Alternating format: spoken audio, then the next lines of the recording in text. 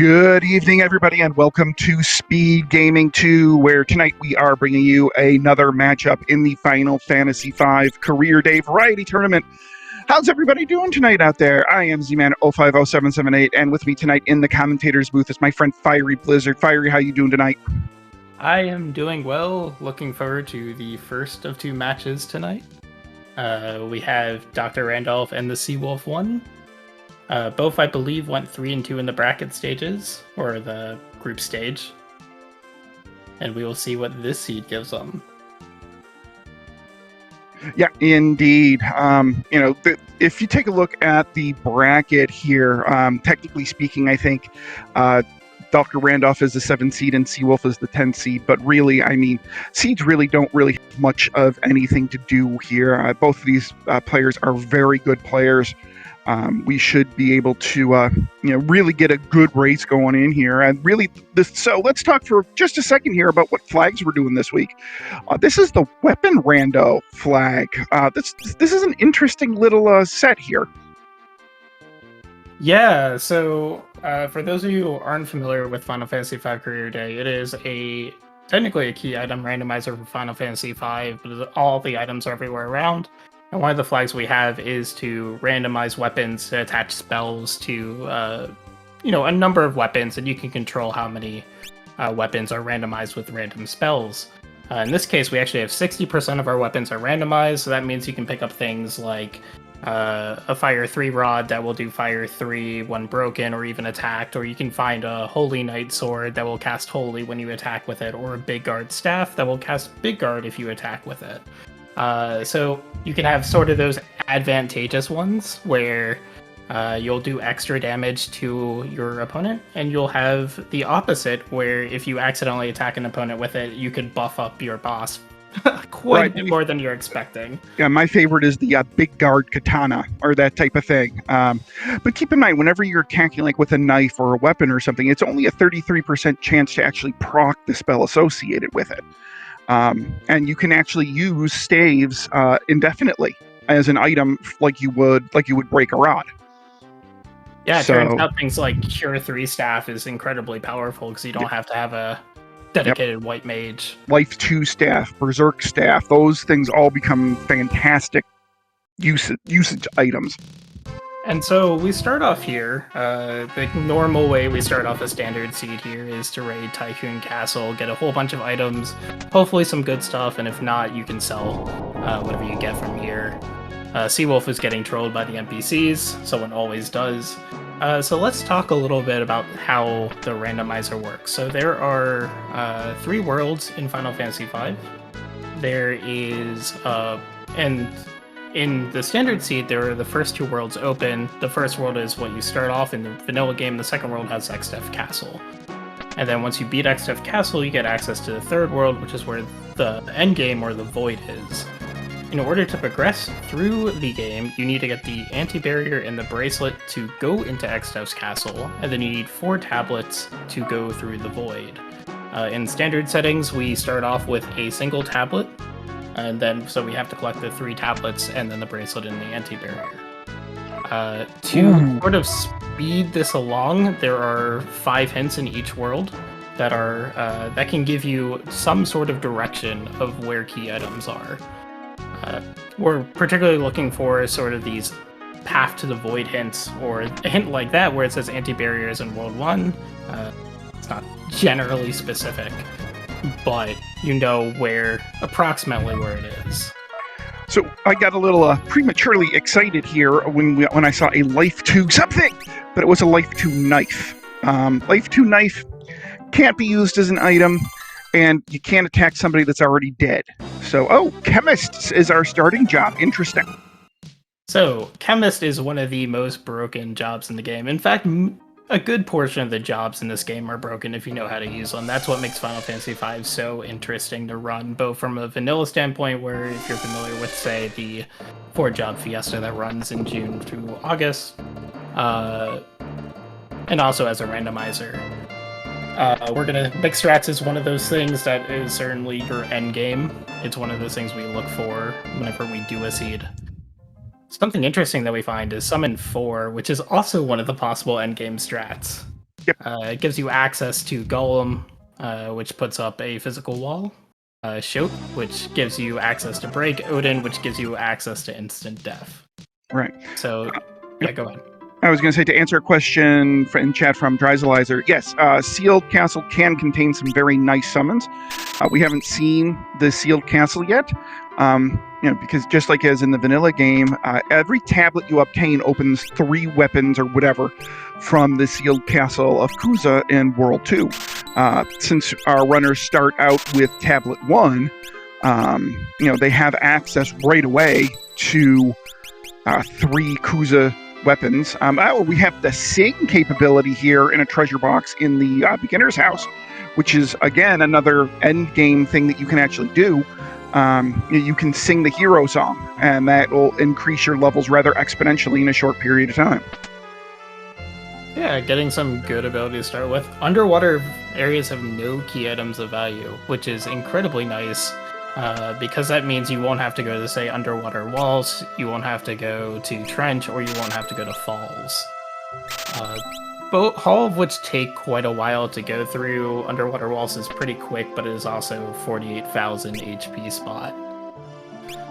It looks like both of our runners actually picked up the Berserker job here. I'm guessing to see if there's any, because we'll see good items, right? I wonder if they're anticipating maybe seeing an axe with a good proc to it, just to have that Berserker for the procking of an axe. So, things that we should talk about, if you're unfamiliar with how this randomizer works, it's similar to other Final Fantasies, or at least Final Fantasy IV, where items are tiered, and so you can find certain items in particular spots, and then there's sort of an overflow mechanic. But you're more than likely not going to get something that is absolutely game-breaking in, say, the starting area like Tool. You may find it at Sealed Castle, because those are very high-tiered items, but, there's sort of a natural progression of the items you can obtain. But there are particular spots or monsters in the boxes that give you a chance of getting some really high-tier loot that will really push you to be powerful early, that you're not going to hopefully not have too much of an issue getting through sort of the early checks. That being said, it is a randomizer, so you never know. And in this case, because we're doing a weapon rando, we actually only get 2 times EXP growth compared to what we normally run, which is 4 times. And so we're going to be quite a bit more under-leveled than what we normally see in these seeds. This sealed looks pretty nice. This Sealed Castle actually looks really nice. Right now, just kind of looking at things, I immediately pull the running shoes, I pull time 6, and I pull Meteo. That'll get you through, basically through X death. Yeah, Meteo will average about 6,000-7,000 per round. So absolutely a good pick. Seawolf not going for the running shoes, taking X-Fight instead. A bit interesting because I feel like your early game here is going to be so heavily Meteo based. Well, the X-Fight, if they happen to find a chicken knife fairly early, right? The X-Fight chicken knife will pretty much destroy anything if they happen to find it. Or a somewhat similarly good weapon or knife. And it does... No, go ahead. Yeah, so it is worth saying that a lot of the weapons, at least the ones that have spells attached to it, are actually buffed up through the weapon randomizer, and so things that may not be so good in, say, the vanilla game or even the vanilla rando are actually quite powerful in these flag sets. I think we saw Seawolf pick up a Dispel Axe, which actually could be quite interesting on some bosses. Ooh, White Mage and Dancer. Okay, yep, you take both of those. Well, White 6 was in Sealed, right? Yes. So, and we have Chemist, so equipping staves isn't actually that... It's not an issue. No, it's not. Ability. Well, it's not really an issue, but the White Mage will provide more magic power than right now anything we have access to. Oh, there's a Doom Axe. Hello.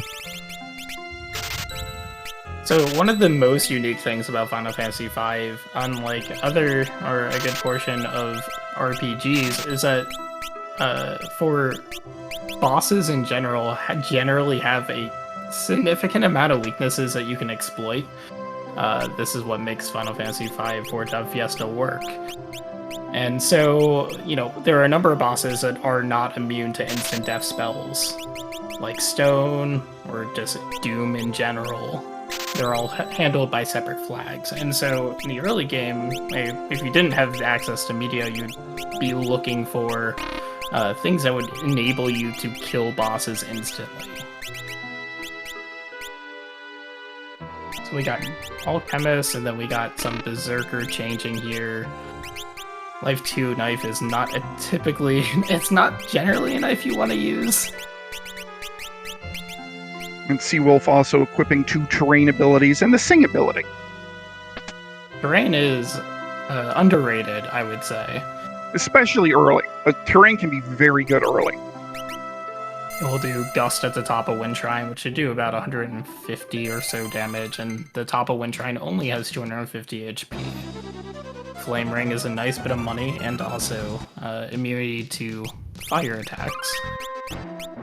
I hope Seawolf has saved at some point and isn't just gonna roll into this boss here, because if Titan is at the top of Wind Shrine, there is a major issue. Or Omniscient with that Berserker. Because I'm not sure that Berserker with the Doom Axe can one-hit Omniscient. No, more than not at level 1. I would be very, very surprised. This is fine. Yeah, so per Burrows, the sort of mechanic here is that they will cast Cure 2 and Life 2 when they die, or Cure 2 when they don't die and Life 2 when they do die, and revive the rest of the party, but in this spot they don't have enough MP to cast Life 2. Right. So it's a pretty free fight up here. This is, one of the spots you certainly want to see Ouroboros is up here. You don't have to do anything special to take them all down. You can just, one at a time. But I like the differences in routing here. Randulf is doing some more shopping, and Seawolf is doing sort of the more traditional thing, where you start off a little bit, you go to Sealed, go a little bit to World 2, and then you just start raiding bosses. Randulf decided to go into the Waltz Kingdom and check out a couple more things. We get our bracelet, so that is one of our key items that we must obtain. Yep.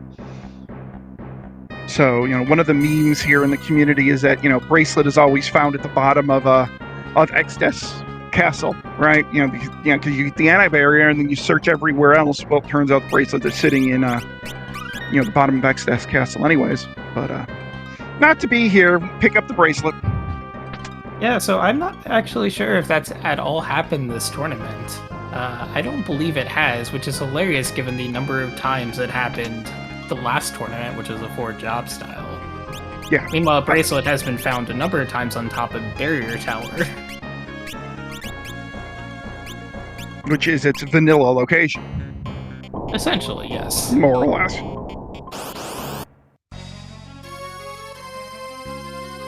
Dr. Randolph finding the Ouroboros fight here. We'll take that down, no problem. Meanwhile, we have Seawolf going into the Torna Canal, which leads to the Sunken Graveyard.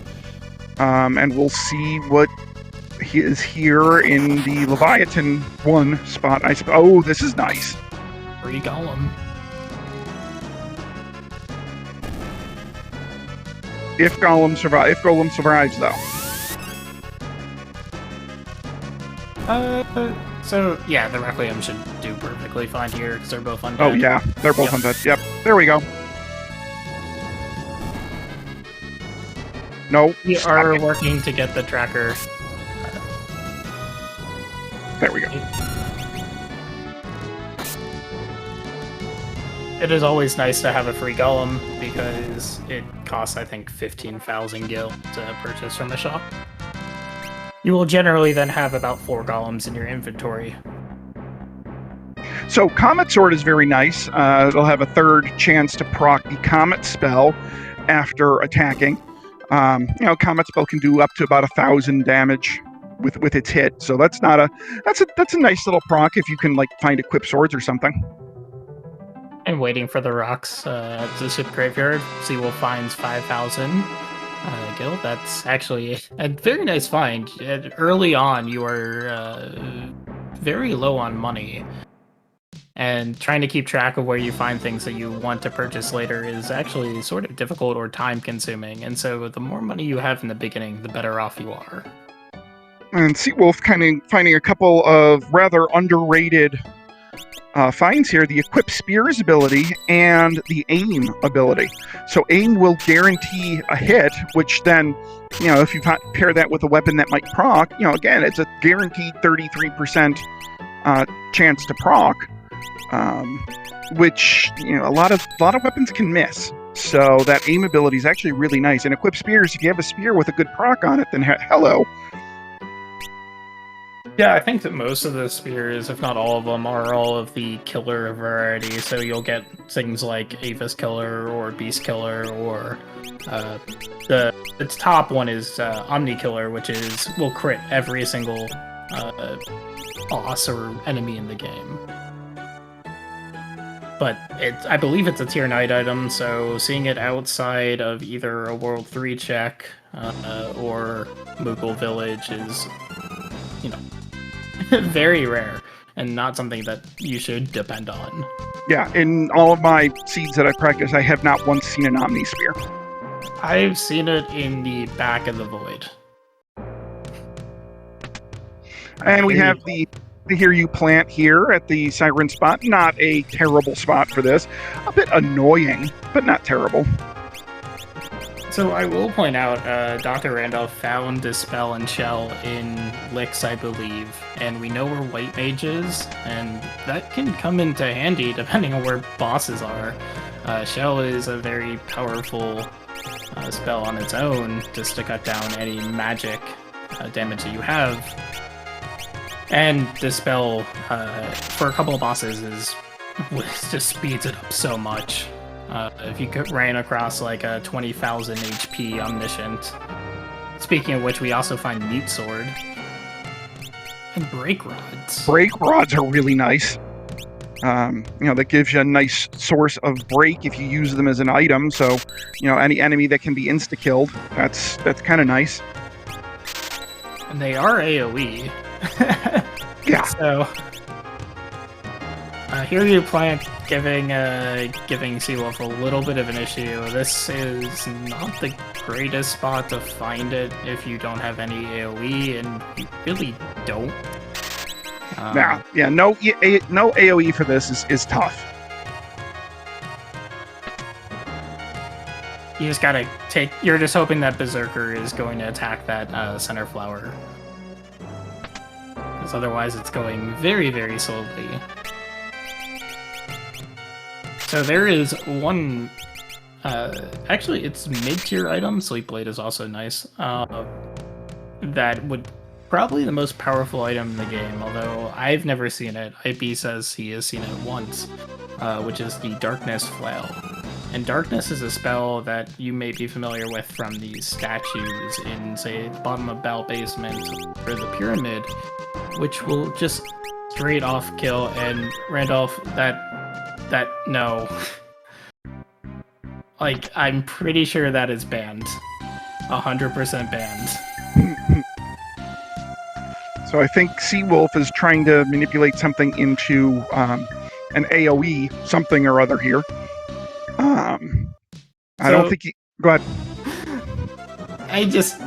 Yeah, there needs to be clarification on this. What Randolph just did is went onto the config menu and changed the EXP value growth from 2 to 4, which the flag set specifically says to keep it at 2.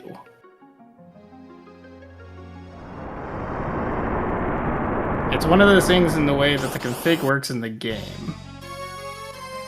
I didn't even know you could do that. Uh-huh. Yeah. And I am pretty sure that is certainly against the spirit. Did he change it back? I don't think he did.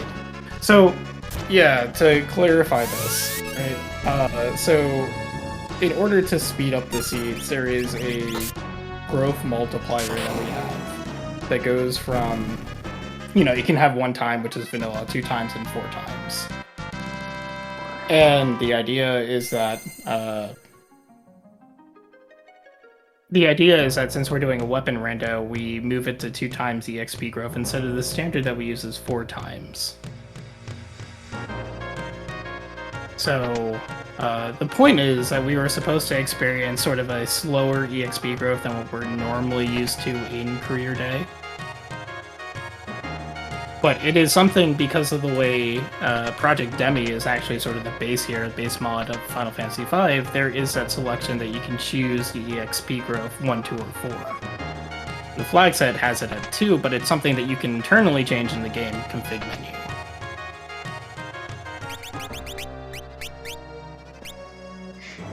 Well, let's see here. Because, oh yeah, okay, so Dr. Randulf is at level 5, where Seawolf is at level 3. So it does look like Randulf does have the 4x multiplier on.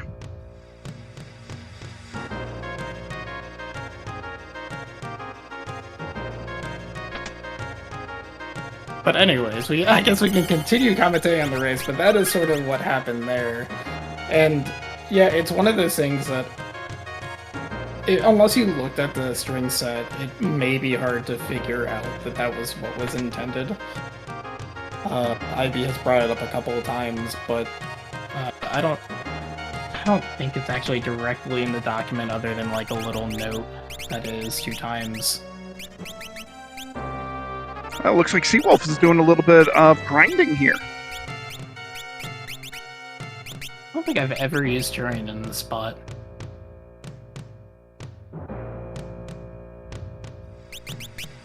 I would almost... I think if I were wanting to grind, I would check to see what Waltz Meteor is. You might be doing this for money, too. Could be. The other thing is, it's also possible... maybe go around World 2 and see if you can find something like Control. If you find Control, that can get you to level 15 or 16 with 1 fight. Even in 2 times setting, because the Shield Dragons in Sealed Castle will give you a good number of EXP. That's just true.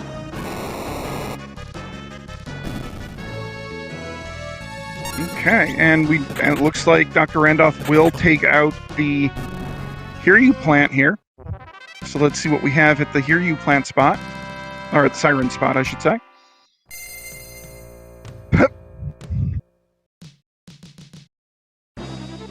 That's unfortunate for It's a barrier.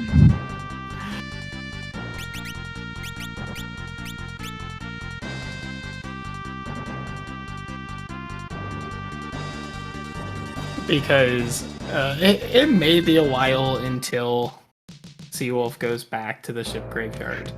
He wanted levels so he could... I think he's looking at summoning Titan in the ship graveyard. Oh, that would do it, yeah. Because we have Summon 4 and we have Titan.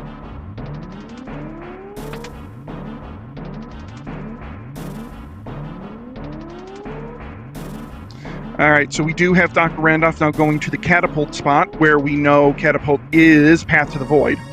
And we know it must lead to a tablet, because we have both of the items needed to go to X stuff. Or at least leads to an item that leads to an item that leads to an item that leads to a tablet. Ah, we get the rare pressing yes on the first time.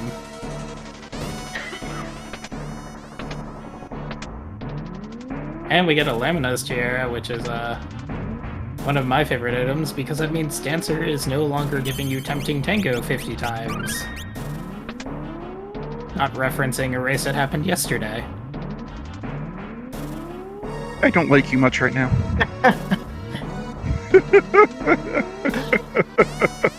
You know, where the heck? It was, yeah, the luck was not good. Oh, RNG did not like me last night. And we get a vanilla Crayclaw. Oh, wait, yeah.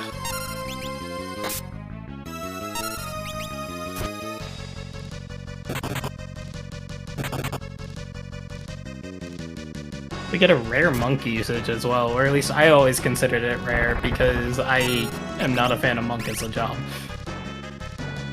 So, I mean, Monk is one of those things that gets exponentially better as you go. Not great not great at first, but as you level up, Monk actually does quite a bit of damage, and it's one of the higher HP jobs out there. And I don't think it's that difficult to master. Ooh, third tablet directly.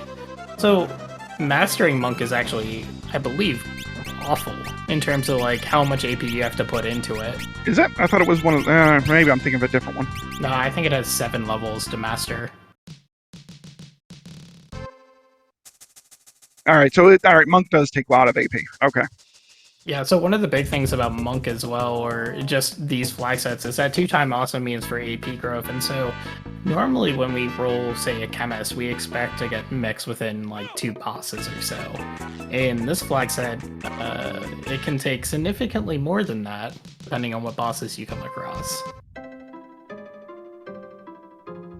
So things like, oh, you may expect to get some in 5 by, say, the end of the void, so you can do Leviathan spam or something like that to beat Neo X stuff at the end of the seed. Mm-hmm. You have to put in a significantly more amount of time on this flag set to accomplish that than you would otherwise. Dry in chat also reminding us that we did have early Kaiser Knuckles, and Kaiser Knuckles does increase the monk's damage barehanded.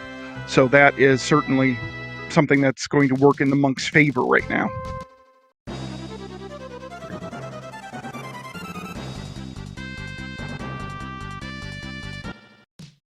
Okay, Seawolf picking up his anti-barrier, and now looks like he's going to go to Carwin and then probably to North Mountain, given that he left the airship behind. Yeah, that's a pretty normal play, I would say. Some people might want to go to Waltz. We see Ninja, I believe. I don't know. Okay, this is actually Jakol. And we did see javelins somewhere, I know. So, throwing javelins is a great source of damage early when you can do such. So one of the more interesting things about the weapon rando when you have the randomized spells is you actually have to be careful about your two-handed. Just the way the weapons are procced. And particularly if you find a meteor knife, if you have the meteor knife in the wrong hand, you may have a significantly less efficient weapon than you think you're getting. Well, the Meteo whatever is still less efficient than what you think anyways, because the Meteo weapons, I've only ever seen them hit once. Whereas Meteo was supposed to hit, 4 times casting a spell. I've only ever seen a Meteo weapon hit once. So Meteo as the base should be hitting twice if you're not two-handed. That's normally what I see when I played around with this flag set. If you're two-handed, that goes down to 1. Seawolf, Bahamut's in the air, so Titan isn't going to work on Bahamut here. I think meteor weapons are just sort of bugs, but I could also with this. Now we have Randulf getting the MP enough to finally cast Meteo, and on Guild 2. Greg 2. Greg 2 does still buff up here. He'll jump once and then go away. So somebody will be dead. And the ninja. We get the single flare cast because bosses in this game. Oh, 4th tablet. So that is the 3rd tablet and the 4th tablet for Dr. Randulf. Indeed. And now it is almost tempting, if I were in Randolph's shoes, to go to every hint that I haven't found so far, or that I haven't gotten so far, and see if I can find that last path to the void. Yeah, totally agreed.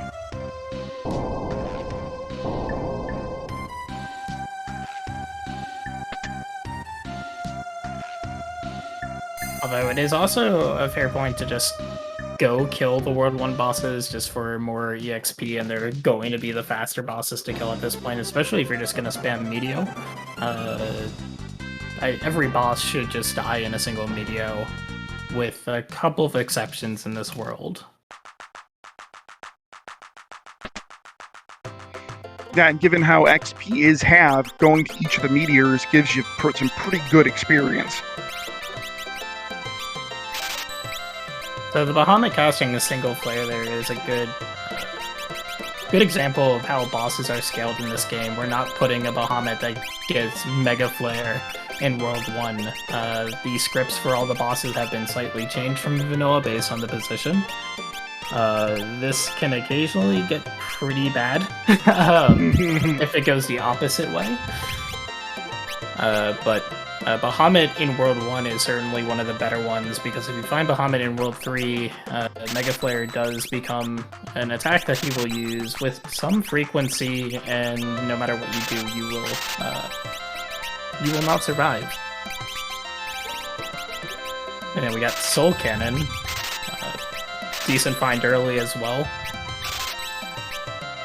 Some selling going on Randulf's side. I am starting to get a little worried about Seawolf here. He hasn't saved in a little bit. Now, granted, Soul Cannon isn't anything bad, but I am starting to get a little worried that he's going to encounter something nasty soon and, have to lose about 10 minutes worth of stuff. Yeah, I can understand that. I think everyone who has played a randomizer, whether or not it's Final Fantasy V or some other game, is familiar with the feeling of not saving for a while and something unexpected happening, and it's no one wants it to happen. And there is also something that people don't want to happen, at least if you're running the game, which is the Elder Branch, which can kick off some very fun chains. It gives you access to more forest, which then opens up Fork Tower in World 3. And Fork Tower is a split section where you have to send off your party in 2 different directions, and it is generally the bane of any career day seed. Not to mention that the Mua Forest is the boss spot there is generally not a good spot. I mean, it's got 20,000 HP, rather high stats. It's just a pain. It would be nice if it only had 20,000 HP. It has about 32,000. It is 7,777 times 4. And there is X Zone, which, since we have times 6, that is a instant kill ability. So bosses in this game will have a heavy flag. And if they are not heavy, so if they don't have that flag, then you can X Zone it for an instant kill. Meanwhile, we have the Mimic. A bathroom break for Seawolf. So Go-Go, you can kill Go-Go. Right? If you can one-hit Go-Go, it is certainly quicker than waiting the 2 minutes necessary for Go-Go to, X-zone himself. The good thing about this is that you do get a crap ton of AP out of this spot. But the bad thing is you do have to wait 2 minutes for Go-Go to vanish. Yeah, with the 2 times EXP, I very much doubt, even with that X-Fight or a sword dance coming from that dancer, I don't think you're going to be doing... gotta be, 2,000 HP in this spot? Something like that. I can never remember exactly what Tycoon Meteor has. I mean, they have... Seawolf has the Sing ability, so Sing power, you wait for a minute and a half, but at that point, I don't think it really matters. So I think... I don't think you risk it. No, not at all. So I wonder if now we're finally going to get the Hiryu Valley checkup here. Hiryu Valley is a little bit of an advanced check here. Even though it's free and open anytime you want, it is a higher level check than some others. So it usually makes for a pretty enticing early check, but neither one of our runners has checked the Hiryu Valley chest yet. Yeah, especially with Randulf getting that X Zone and having times 6 means that there is at least a decent chance that whatever is up there can instantly be killed, guaranteeing you a fair bit of XP, even in this flag set, and just saving a lot of time. That's sort of one of the impetus. It's good for looting because it's actually a relatively high tier loot area, but it is a couple of minutes to go through the area again if you have to go through it a second time. I enjoy going up there if I have a instant kill ability. We have, I believe, also breaker rods around somewhere. Mm-hmm. So we have that available. So it might be a good play. So pure three pure staffs. three staff. Yeah, so I saw that earlier. I think that is covering up a steamship key as well. Legal seats in World 3. I believe that's covering up a Sage staff, but I might be wrong on that. Someone else probably know. I thought it was the Life 2 staff that would cover up a Sage staff. Oh, okay. There is a list somewhere. Yes, there is.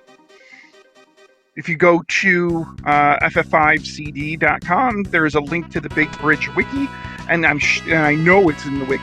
I know it is in the weapon randomization chapter of the wiki. We got Fury Valley from Randulf, which I am slightly surprised that he's doing this before going to, say, Bow Castle, which is also an immediate check.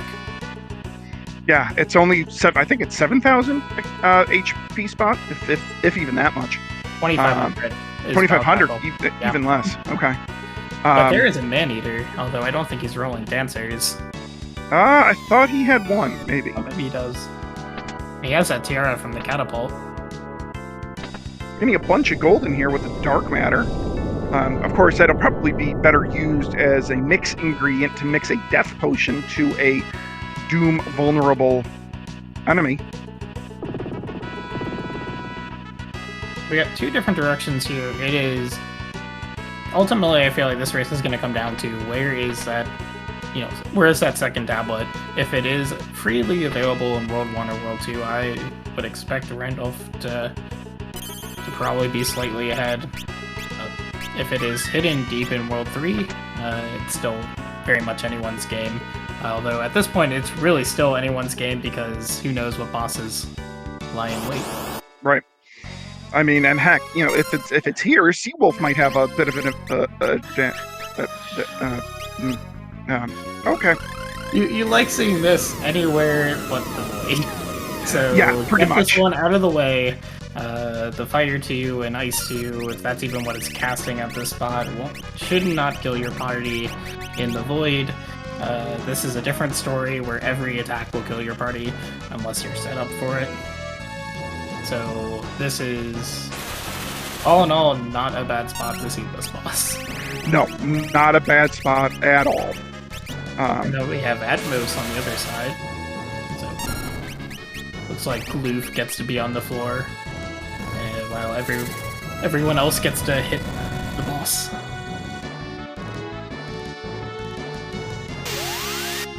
Oh, and it looks like Necro, the barriers only cast level 1 spells.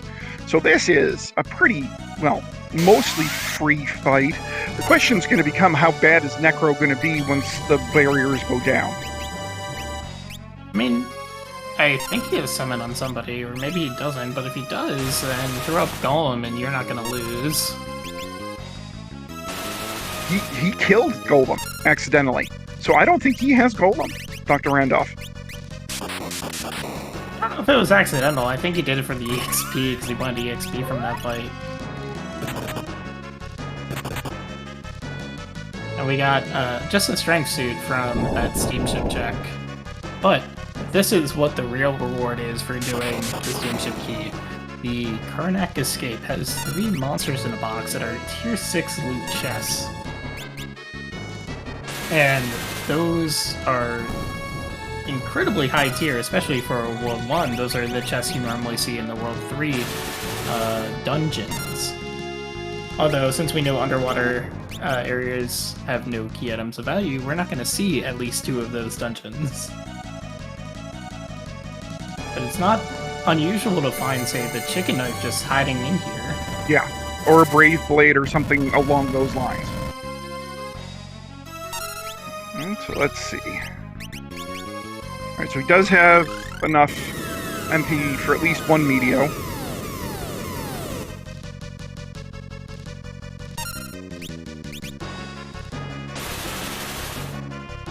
Then Necro, once you get him down from all 4 barriers, is weak to every element in the game. So the goal is to hit with as much elemental stuff as you have. And hopefully do that before his physicals, in which he will attack twice per turn. It might be on a cycle. Destroys your party. Because he does hit very hard. Very hard, yeah. Oh, look, yeah, see, just like that. But in this spot, he has 12,000 HP. I think that should cause too much of an issue, but, I mean, Meteor should be able to do it.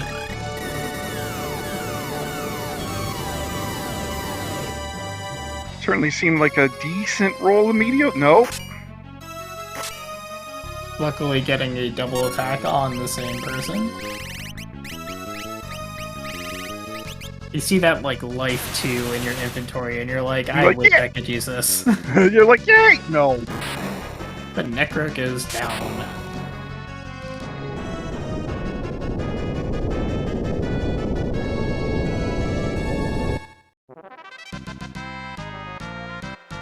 Wolf is going to the other 2 towers, which is an interesting decision. You'll see runners, and just a full moon.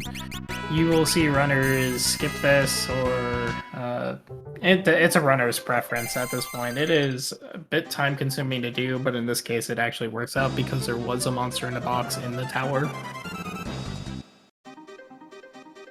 And we have the Bow Castle attack, actually going for the hidden mood item.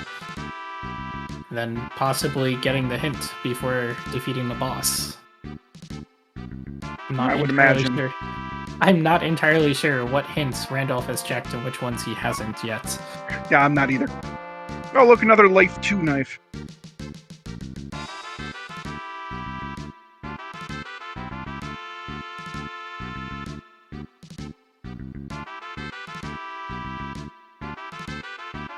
I want to see, I do want to see a fun chain for this last tablet. Ooh, Element Staff on Seawolf's side in that trap chest. That is a nice find. Maybe you can explain this to me, because every time I've tried to use Element Staff, it has just been not worth it. Fire 3 knife is nice. Well, Element Staff, it has basically the same effect as basically a Wizard's Rod.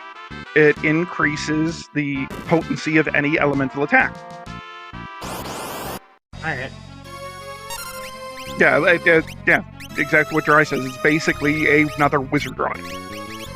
Makes sense. Oh, there's the second tablet. That's big. And Seawolf knows that Catapult is Path to the Void and will be picking up that 3rd tablet. The 4th tablet was also, like... Where was it? It was, The 4th tablet, it was... It was also in World 1. Yeah, it was World 1. It was just kind of sitting there at a place we never... It wasn't hinted. Wasn't it a meteor? Or was it at Library? It was at Library. Library. It was the Ifrit spot. So that one might be we'll see if Seawolf goes there. That's a... Runners will change whether or not they go to that for the Ifrit spot in the Library before they get Ifrit's Fire or after, because if there's something at the Ifrit's Fire spot, it is time consuming to go through the Library twice. But we now know that no World 3 check is required yet again. Now, this is the second race in this week's flag set, and the race last night, right? All the tablets were either in World 1 or World 2. This one's just all World 1. Yeah, this one's all World 1. We got, oh boy.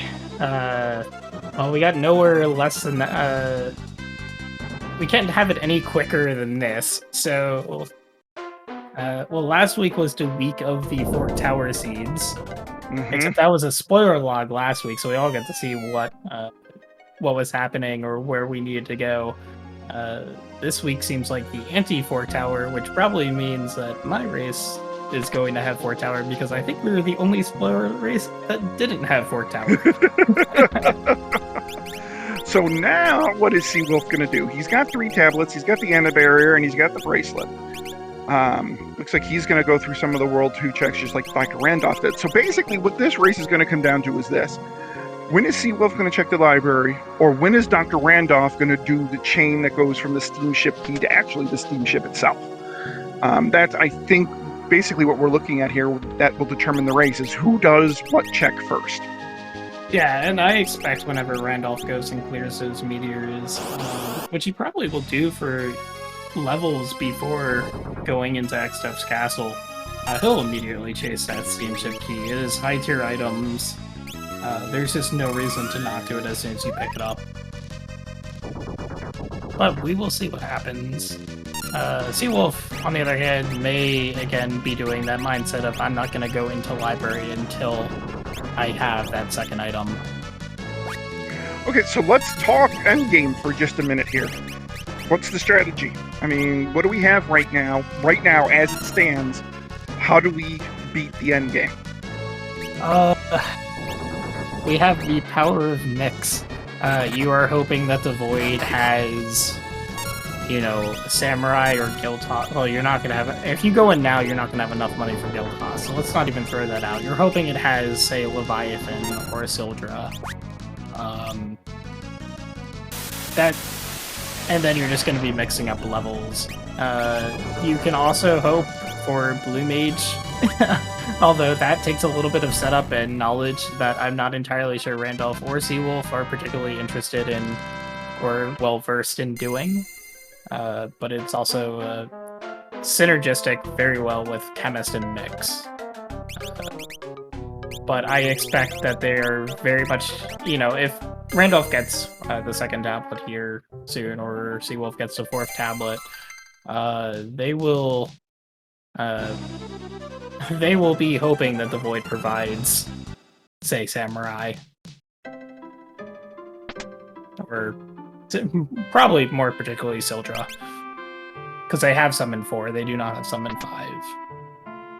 Right. This is going to be interesting. Haste is a nice pickup at the Karnak. No, that's Waltz, at the Waltz shop. Although, Randolph can rest easy knowing that Necro is not in the Void. Right.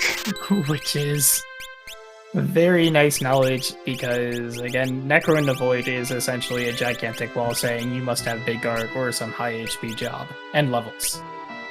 And levels. Lots of levels. Selling the Maneater. Alright. Well, I guess you sold the Tiara, so you might as well sell the other thing that goes with it. Although Seawolf in the Karnak Castle actually did pick up some red shoes too, so it wouldn't surprise me if he's going to start to use Dance a little bit, maybe even on Xdef. Oh, there you go. Oh, look, it's Sir Dance. What's Sir Dance? I don't know.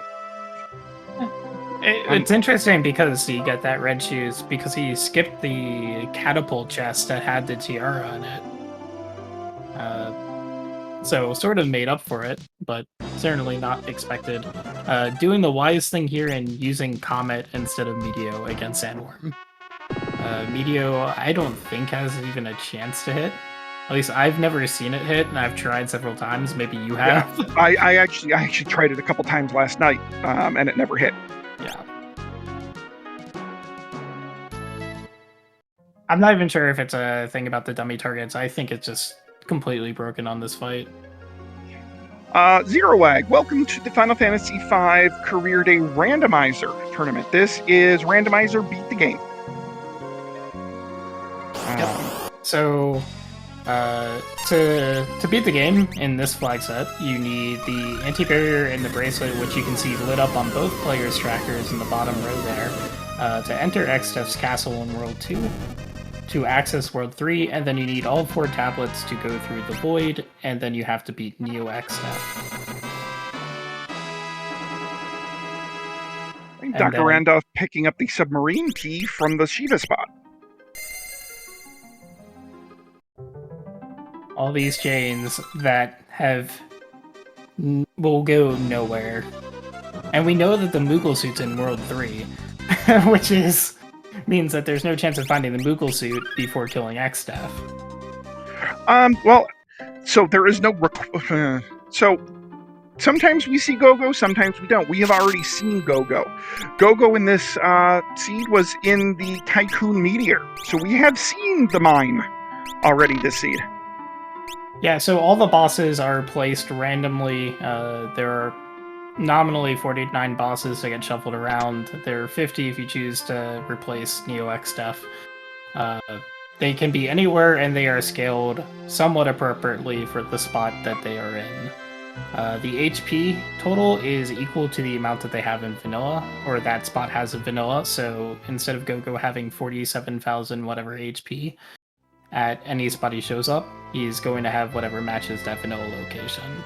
This also means that if you see, say, Wing Raptor, which is the first fight in the game, at Go-Go's spot, Wing Raptor will now have 47,000 HP. So interestingly, Dr. Randulf picking up 2 jobs in the town of Moore. Picks up the Bard job out of the barrel, and then picks up Mystic Knight out of the chicken knife chest. And then the Doom spell out of the magic shop here.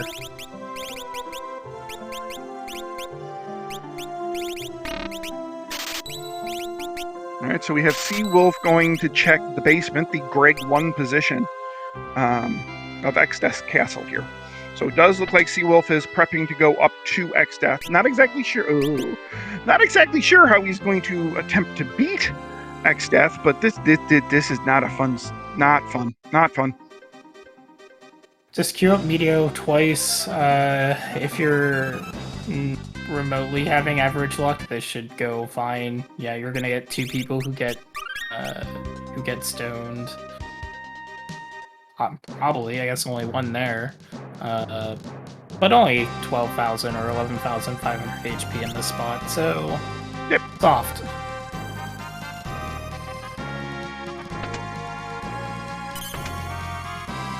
Artemis's bow, nice pickup if you had a hunter or the equipped bow ability. So, if you're either Randulf and Seawolf, both of which are going through X-Death Castle here instead of digging more World 1 stuff to find the last tablet, you are significantly hoping for either the Mirage Raider or the Trench Page at this point so that you can access 5 more hints in Blue World 3. Blue, which is ability. My favorite job in the game, but I don't know what they have in terms of blue abilities right now because I'm pretty sure I have seen them pick up level 3 Flare, which is really nice for this X-Death fight. So here's an interesting thing to do if you're watching here and you know a little bit about blue strats. You have access to naturally learning L5 Doom, and you have access to L2 Old through the Magic Dragons in X-Def's castle. X-Def in the castle is level 66. So, if you find yourself with blue ability, by the time you get into X-Def's castle, you can learn L2 Old if you have the right levels through the Magic Dragon, and kill X-Def without taking any damage whatsoever. In about 6 seconds. Night Crystal pickup in one of the chests here for Seawolf. And a shoot back attack for Randulf, which is very unfortunate. That is just unfortunate. And Miria in chat asking, wait, Shout can back attack? Yes, it can. It's annoying. Very annoying. So one of the things I'll mention about blue abilities as a whole, and so the randomizer, like I said earlier, is based off a mod called Project Demi, done by the same developers, which has native learning of blue abilities, so you don't need a blue mage active to learn any blue magic. If you get attacked by it and you defeat and you win the fight, you will learn that blue magic, regardless of whether or not you have a blue mage, and regardless of whether or not that blue mage actually got attacked by said magic. Right. Which is very very convenient because it would be obnoxious to learn things otherwise. but sort of one of those quality of life items that was added to the mod itself. Oh, look, there's throw ability. I believe we're probably at about the point where throw is starting to lose its luster. It's really great early game. It's actually, I guess it's not bad if you decide to do some mixed strats and you really level up a character with throw. That can still become a pretty good thing. Chris asks in chat, didn't Seawolf pick up Sandworm Bait? I'm not sure. I don't think I've seen the Sandworm Bait was up. Wasn't that up in hold on, brain kicking in. Fury Valley? That was in World 2 somewhere. I think it was just a full moon in Fury Valley. I think it might have been Ball Castle. Okay, in which case, then yeah, he has it, because Seawolf did do the Ball Castle and the Moogle Forest check. I think, anyways. Zero Egg in chat asking, does Final Fantasy V have a 99.99 damage throw item? I'm assuming he means similarly to the spoon in Final Fantasy IV. I don't think you can do it at native levels. If you're buffed, you can do it, but it doesn't have a 99.99 item at, just normal levels. That is my recollection as well. The highest attack power weapon would be 255 through, basically in a perfect Brave Blade, and I think native levels that might do like 8,000 damage. So Seawolf picking up a X-Zone sword and a rainbow dress from the Carbuncle spot. So, really, he can really outfit his dancer nicely in a rainbow dress and the red shoes and really kind of go after the sword dance. He didn't do much World 2 shopping, and so he doesn't have a lot of the spells that Randulf has available. This is a panda. It is, it likes to counter with Drain, and it likes to counter with armor. One is better than the other. So, yeah, the Drain is going to hit like a truck, and a Panda is going to physical like a truck. But the Magic Hammer, not terrible. So, the issue is that Meteor will cause a Panda to counter twice, most of the times. Now, the good news is random, but... Yeah, you can probably do it in, 3, maybe 4 Meteor casts? It's going to be at least 4 if you're lucky with your drains, because a Panda... This spot has 32,000 HP. Oh, for some reason I was on thinking 20. Okay. This is the highest HP total in World 2 minus X-Step himself. More is just slightly under.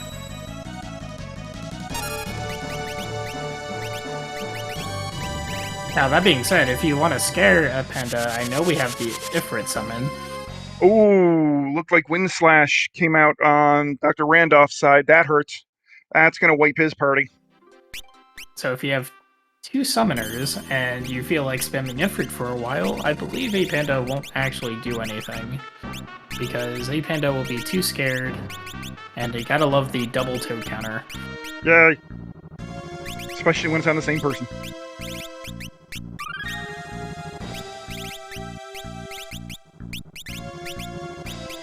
This is one of the times where having the chemist ability to double heal potions actually is kind of nice. Yeah, either. So it would also be nice because you would heal 80 MP instead of 40. Mm-hmm. Yep. And Wind Slash. 2 will be alive. 1 doesn't have enough MP. Ooh, big elf cape miss there. And Randulf deciding, I don't want to deal with a Panda, we're going to face X stuff.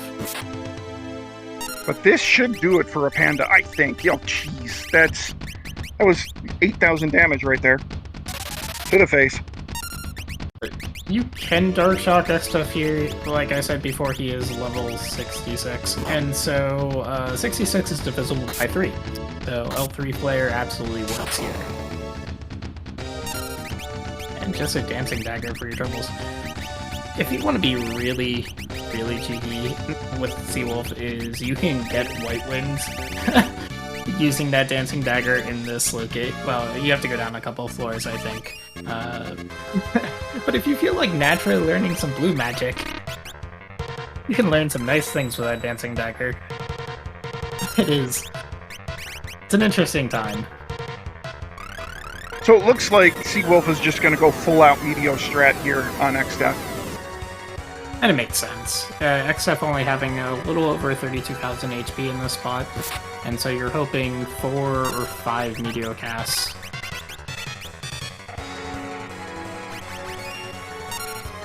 But also has the Golem summon, so that will actually do Seawolf a whole heck of a lot of good here. Drain Sword.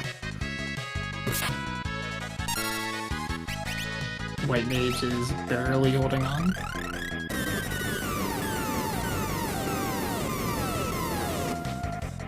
So there is a question of whether or not it's even worth trying to buff around this boss or just spam Meteos until he dies. It's probably faster and probably better to just spam Meteos and not even give XDEF more than one turn. Because again, 4 or 5 Meteos should kill XDEF, and if you let XDEF be in the first phase for a while, it can get pretty nasty. Oh, Dr. Randulf eating an Earth Shaker, that's bad.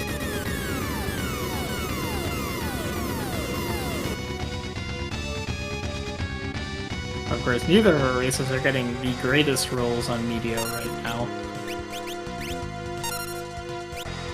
We have not seen a gold hairpin this seed, have we?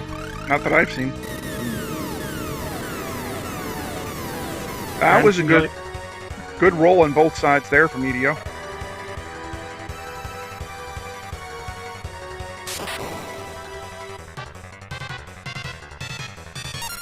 Randulf in trouble.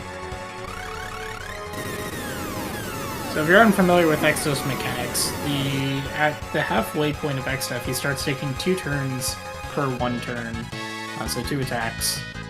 Either 2 physicals, or 1 physical and 1 magic, or 2 magic attacks. So he starts throwing out a lot of damage really quick once he starts getting below half HP. But Randulf getting through that by having Steve still alive. Luckily you get a free heal at the end of this fight, although you get multiple chances for free healing. Yes, the L2 ult to L5 duping combo is the easiest way to beat XDEF, because you will be able to beat him in about 5 or 6 seconds if you do it correctly. And Seawolf right behind. So there we go. So it's now a hunt for a tablet, right? Dr. Randolph is looking for one of the meteors that sends him to the steamship key, that sends him to the steamship, that sends him to tablet 2. Meanwhile, Seawolf is looking for... Oh, Ifrit, he's probably looking for Ifrit's Fire to take out the library. Yeah. And we know that the library, the first library spot, is what he's actually looking for. Or he's doing it now. Because you can get to that library spot from World 3 if you wanted to. Is he going to do it? Oh, no! He's walking right past the tablet.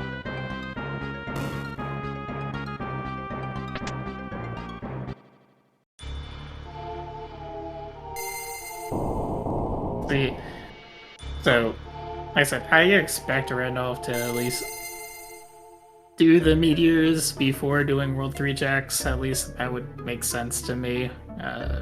Because you have no hints to anywhere at this point. Yeah. And so you might as well do the fastest things available. Meanwhile, Seawolf has to contend with, do I really Here want... it is. Oh, there you go. Now you go check the library. I don't think you immediately go to the library. Immediately. Yep, and I don't think Randolph checked that hint. Yeah, neither of them really checked hints immediately once getting to the point where they had one tablet remaining.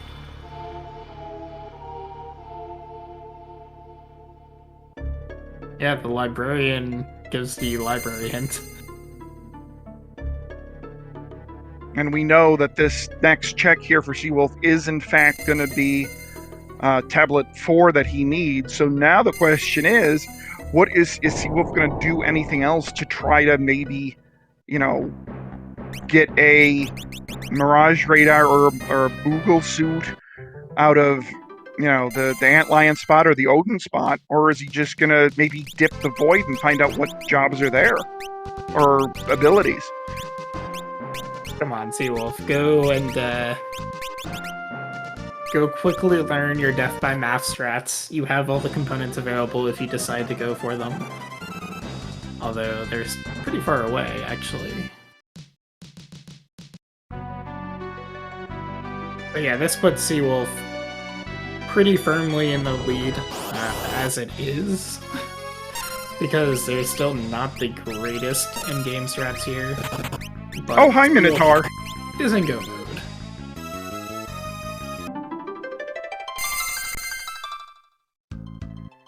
Yes, so to your question in chat, Zero bosses will drop their vanilla items, so Soul Cannon will drop a Dark Matter, or yeah, and same with Atmos. Yep. But like Dry says in chat, that could be completely changed around. We have the ability to completely randomize what drops give, both in bosses and just random encounters as well. So looks like we're gonna go get an Antlion check here. Makes sense. You have about 8,200 HP here, so 2 Meteos should kill whatever is here. Mirage radar. Mirage radar for Dr. Randulf. That's a nice find. Now Randulf is hoping that some meteor has path to the void. Alright, grade 4. Nice find. We are looking. Every single important check was in World 1. And 1 was Sandworm location. Oh, nothing great in this first shop, except for the X-Zone sword. Nothing great. The only thing that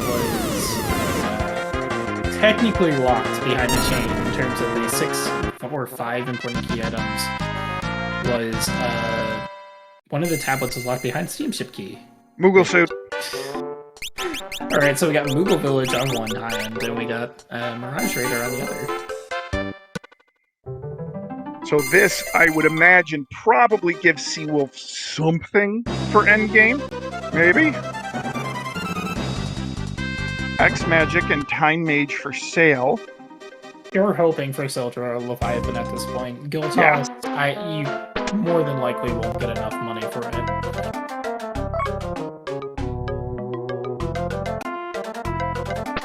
He would be Mimic in Sildra, because again, we don't have Summon 5, we have Summon 4. There's Black level 6.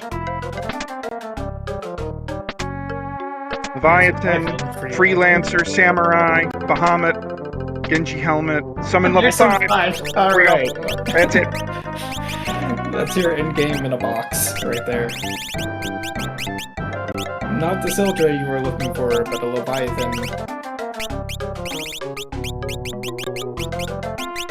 Leviathan and Summon 5, that will do nicely. Go get your eye drops, go get your mixed ingredients, and well, you're not worried about Neo-X stuff at this point. Like I said, Guildtoss strats are not going to be sufficient here, but Leviathan will do perfectly fine.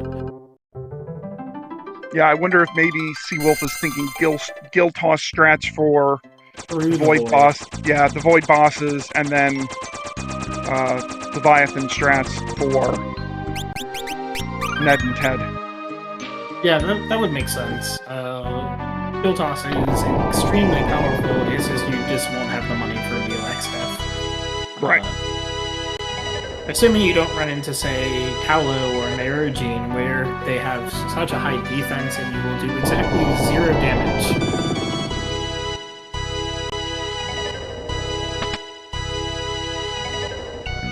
looks like Seawolf just trying to pick up maybe some levels here. Freddy theorizing maybe HP.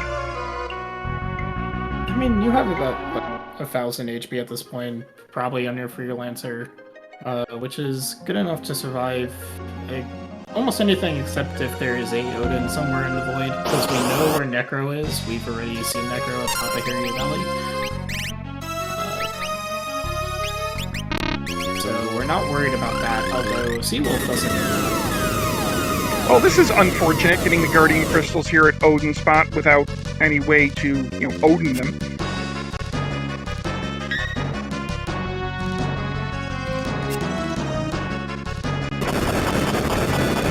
Ow. There's Earth Shaker. That sucks. And Gildas. Through the face. And that will do it. Oh, and there's the Tycoon Meteor path to the void. Alright, so the hint said everything that told you World 1. Go back to World 1. Everything's in World 1. Yeah, Gildas does damage proportional to the amount of money you throw, which is proportional to the level you have. So if you're not doing enough damage, most of the time that can be remedied by using Mix and Temporary, increasing your levels. Mix or the Bard Hero song be the easiest ways to do it, other than, grinding. And Media will take care of Go-Go, and so Randulf will actually save about 2 minutes and change by just medioing. So, the Void. Really the key here is what is the first boss and what is the last boss. The first boss takes the longest to get to because there is no save point until after it. And so if you get a particularly painful boss in the first spot, which is the Caliphysterius spot, which has 20,000 HP, and there's Big Guard. It takes a while to get back. The last spot just being the highest HP spot and the highest rank spot that we have in the game, with a couple of exceptions. So, what I assume neither player wants to see here, we've seen Necro before. Odin in the first spot can be particularly troubling if you do not have, say, Bright Blade. I got a Twintania in the first spot that was not pleasant last night. That's a bit that Twintania is awfully quick in that first spot. Yes, that is mitigated quite a bit if Seawolf decides to put blue magic on somebody because we have Big Guard. And he does, so I would imagine we will see Big Guard strats here.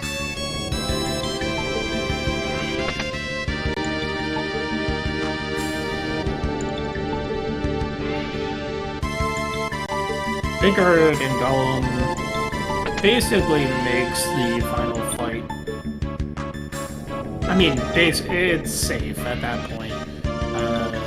Unless you get really unlucky with, say, some timing with one of the phases that gives you Grand Cross, which gives you random status effects, but Almaguest won't even wipe your party with Big Guard active. Magic Lamp is a nice find in here.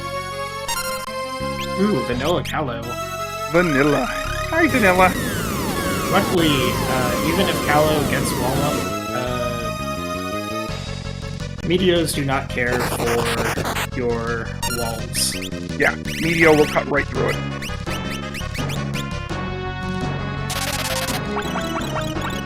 There goes the Big Guard, and now it is just Meteo until Callow is dead.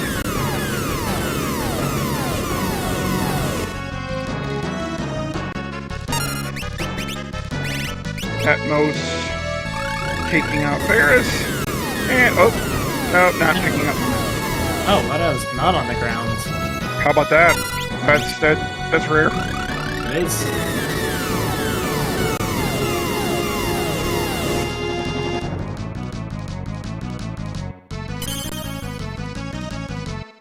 What are the actual weird bosses we can see in the board that we haven't seen yet? I thought about Odin.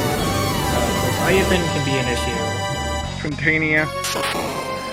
Well, again, with Big Guard, I don't really think that can be an issue. We've seen Titan. Eva can be surprisingly rude if you don't have O5 Doom. Which, I don't know whether or not Seawolf sold that Flame Ring, which would make that fight reasonably safe. I don't think either Warp Sharding out immediately? Okay. Wonder if he's doing that to sell some items married to the guild toss strats. Could be. You know, Wing Raptor would not be overly pleasant.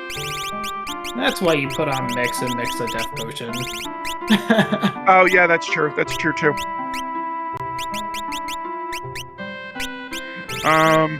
What other bosses haven't we seen that could be annoying?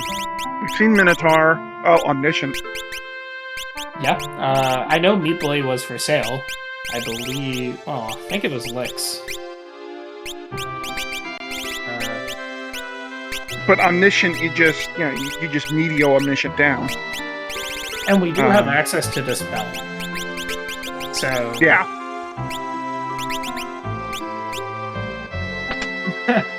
Yes, Myriad can talk about the translation.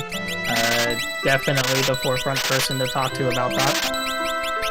Did a lot of wonderful work in this game, way back. It looks like Seawolf is going to get there. You need about... So, the minimum you can go with is 129,000, 124,000. That is the minimum you can go with.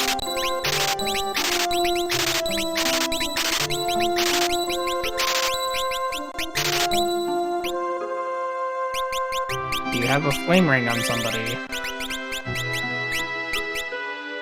Well, he's got a free item sitting right there. I don't know. If he would have talked to that the girl in between the shops, he could have got the free item there.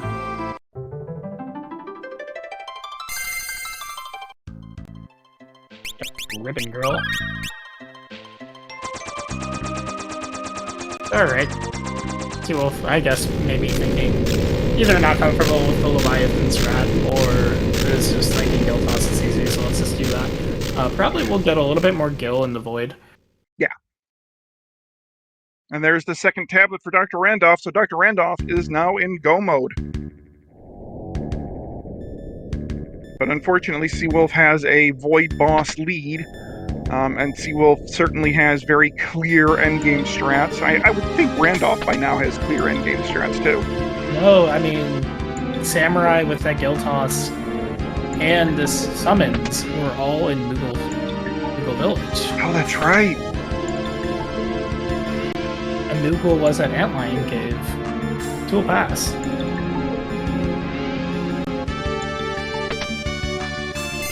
So what's Randolph's endgame strategy going to be, I wonder? I don't think I missed him picking up Sildra from Mirage. I didn't think it was there. I didn't think it was there. I mean... You hope that... Well, you take... Well, Black 6 was at Moogle too. I was like, you could possibly do like, Bolt 3 or something around, but that's a bit. You could throw Thunder Scrolls. I have seen that done. It is, it's a challenge, but we know that Dr. Randolph will pick up Big Guard and has Blue Magic, so it should be doable if you want to throw Thunder Scrolls. It's something that I have seen done in many 4-job fiestas. Alright, boss 2, here we have Wing Raptor. At this spot, you probably just best off medioing only a little over 20,000 HP.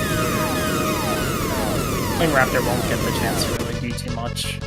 Now, the only annoying thing here, well, breath link, but the only other thing is if Wing Raptor goes into his shell. Meteor won't bother with that, right? Because it's only physical attacks. Oh, yeah, right. It's only the fight command.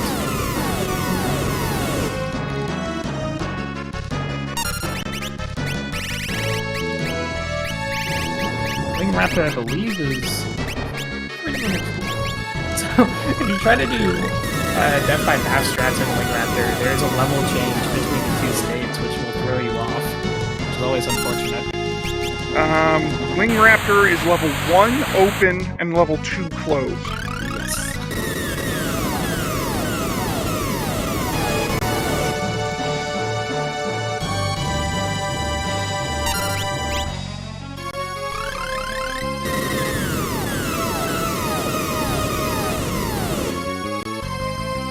Meteor only hitting 3 times there. Interesting. I believe that's the second time I saw it happen that turn, that fight. Going to go back and save. Makes perfect sense because you don't know what's coming next. The other obvious change in the mod of the game is that Omega does not move, which is a good thing. Very good thing. It is a robot you do not want to run into. No. I accidentally ran into it once and hit the A button. Oops. that was a mistake.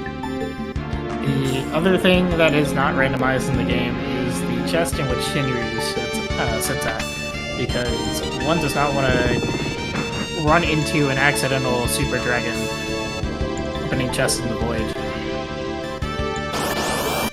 Alright, here's this, and it's Odin. Oh boy. So, True Edge come out every 2 turns at this spot. So if you can do 24,000 damage with meteors before that second turn, you should be safe. That 182 doesn't help hitters. That may be one of the lowest rolls I've ever seen from a meteor. Yeah, that was a pretty pathetic roll. I think the lowest I can give you is 150.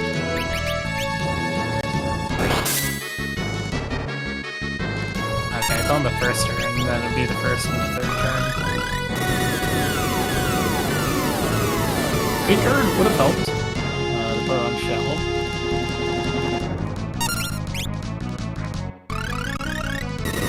But now you're just gonna hold A and Yeah, this is just, it's a damage race at this point. Ooh, nice block there by Dan Lena. But yeah, I assume these 2 meteors should work. The next turn is a True Edge. I'm seeing an awful lot of 3-digit numbers here. Oh, all Seawolf wants to see is the text box. This is it.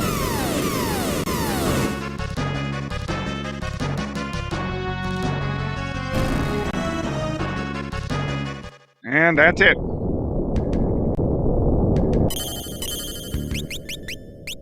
Yeah, I was trying to discount super bosses. But even like on mission at Twindani, I generally don't see that low numbers. I see low numbers. Seawolf putting up oh no, get that ball ring off. Get that ball ring off. Oh, so maybe the next boss will be a vanilla catastrophe. And then Big Guard will solve all your problems, except not, because the wall ring is on. Except it's a Chimera Brain, so you could have just summoned Choke there. Or mix a death potion. I mean, I guess you have 3 Dark Matters, but you could kill Chimera Brain by Stone, which is Break, or Shoot. It's not heavy, so you could do it that way. By X-Zone. Seawolf, remove that wall ring. The wall ring will stay on until he casts Big Guard. No one's ever done that before. Never.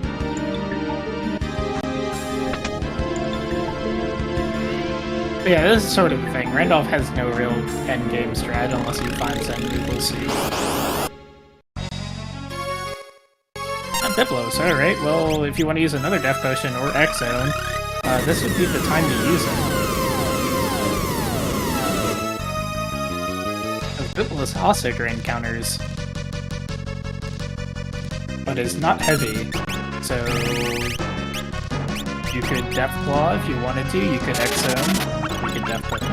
Actually, Death Potion may not work. It might not be immune to, or it might be No, it's not Doom. death. Yep. And there's the reset. Yeah, so X Zone.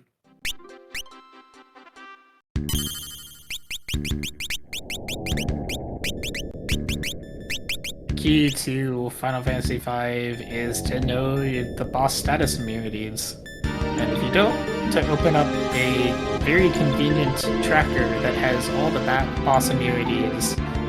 I have it open right now. The optimum command, where everything is better than running shoes, is truly something. We also, I don't know if Seawolf has the Doom spell. That's not what we're looking for here. Biblos is not susceptible to stone. X-Zone is what you want to do. Yeah, X-Zone is the quick death here.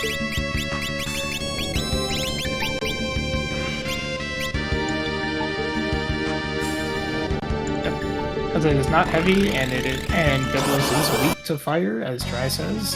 Fire 3 Spellblade will also instantly kill it. It looks like he's going to do Fire 3 strats, which will take care of Biblos in pretty quick order. 32,000 HP. So it will take a while. It's certainly slower than the alternative, but it will do the job.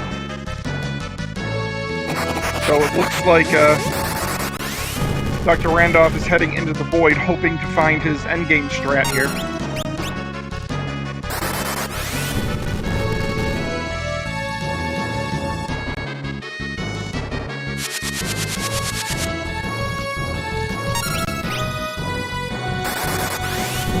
Yeah, Freddy. Seawolf did not take his death, as my co-commentator mentioned. He had a wall ring on and big guarded himself. Oops. Oops.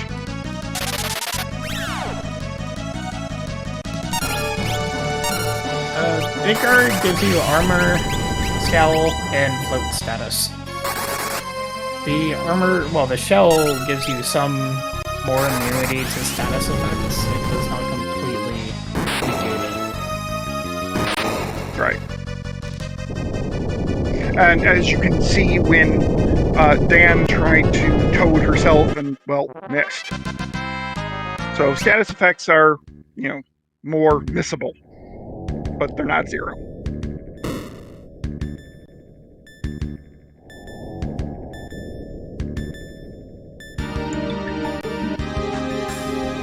We haven't seen anything in the void that would be to go Neo XF with, as I kind of mentioned. A good portion of it was sitting in Mughal Village. So, unless there's something really deep in the, in the actual void itself, in the inner void, this is going to be an interesting gauntlet. Could be in this castle, too, because Seawolf hasn't checked any of the castle. Oh, and thank you, SpeedGaming 3, for the raid. Welcome into the Final Fantasy V Career Day Variety Tournament. We're nearing the end stages of this race here, featuring Dr. Randulf versus the theseawolf1. The winner of this race will move on in the brackets to face Archfield Monk. Dr. Randulf is starting the beginning of the endgame, and Seawolf sees a fun Leviathan at the last boss that we need to face in the game, at the Twintania spot. Yeah, this is not a pleasant spot at all. Where any attack could prompt a tidal wave, which is great, or 2 tidal waves. Leviathan has some interesting, has a weakness to Bolt 3, or just lightning in general. Everything has a weakness to Space Rocks, but it has 50,000 HP in this spot. So it is not pleasant, and that will be enough. A Curl Ring would be nice, if we had one. Yeah, I don't think we do. It would be, I would say it would be interesting to do Defi math strats here with, unfortunately, the magic evade of Leviathan at this spot is, I believe, like 116. So you cannot actually do any level strats here, otherwise that wouldn't be an option. I figured this out, I think, today when I had a Leviathan in my practice seed. Well, I think this comes down to you absolutely positively have to get Big Guard up, right, to counteract that, well, basically half the tidal wave. Dry has a hit strat in chat where you set up Big Guard and then you have someone using White Wind. Because that should keep your HP high enough, assuming that you don't get double counters. It will just be in a fight of attrition, but it's totally doable.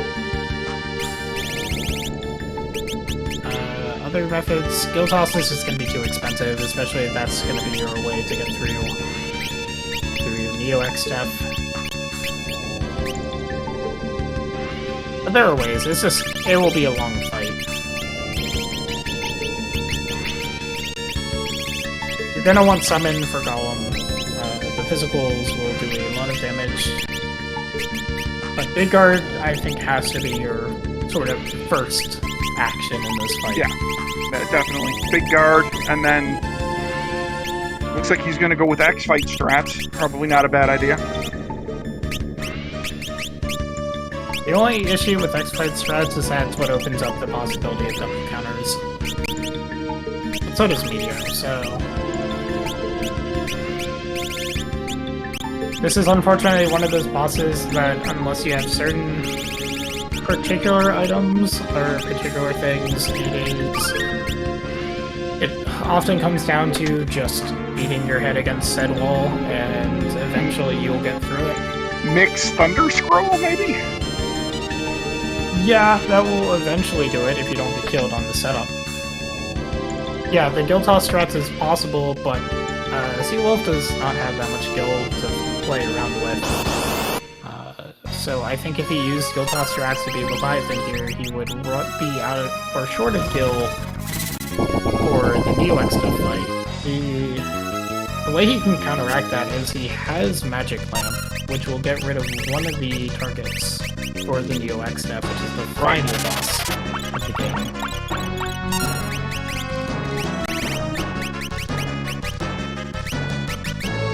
Set up that Big Guard.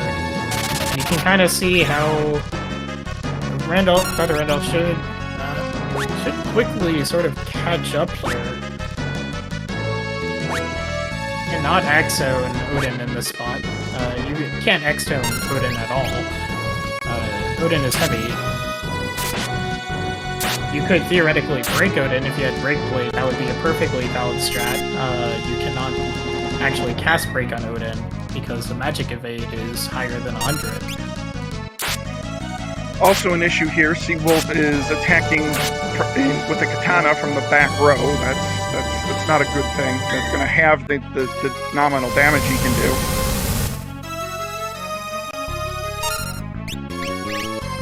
You can kind of tell with Big Guard up, this is, assuming you don't run out of MP, a pretty safe fight. Yeah, this is very safe. Well, nothing's ever very safe, but... Well, as safe as you can get. Barring like a double tidal wave. And Randulf doing a sort of smart thing here and saying, I got really unlucky with those true edges, I want to reset so I don't have to go back to my save spot.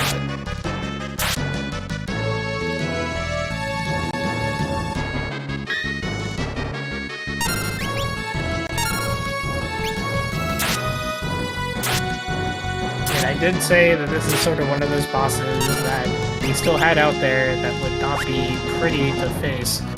Randulf does have Bolt 3 Sword, and so when he gets to Leviathan, he should have an easier time. Yeah, that Bolt 3 Sword will do magic. Wonderfully. Aqua Ray, you like seeing that? That's relatively tame.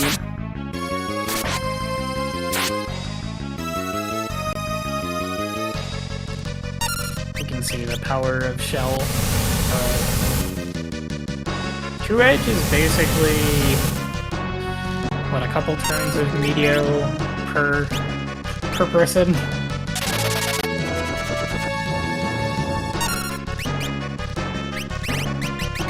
Dry mocking the announcer. Fantastic. Thanks, Dry. I appreciate that. Yes, the race last night was between Dryzalizer and myself. So, I'd say go watch the VOD on SpeedGaming 1, but I really don't want you to do that, so we'll just forget about it.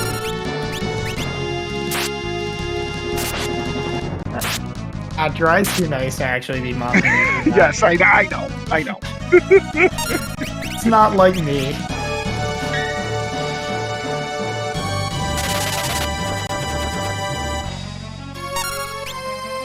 Oh, he was referring to the reset strat. Okay, fair.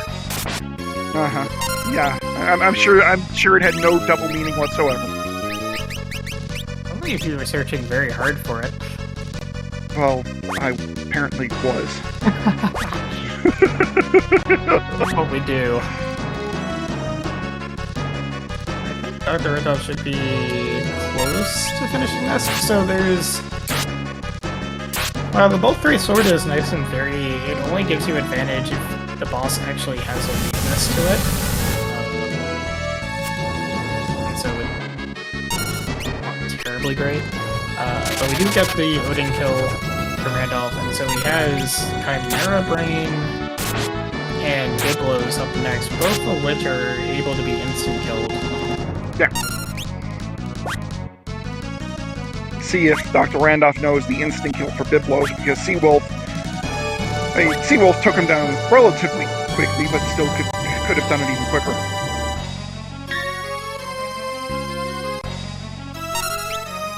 Yep, 50k HP. It is better to see Leviathan here than say, a panda, which has Drain. Yeah, that would be bad. But yeah, Randulf showing the Exo also is an instant kill for Chimera Brain, because Chimera Brain is not heavy. I expect to see the exact same thing in the boss coming up.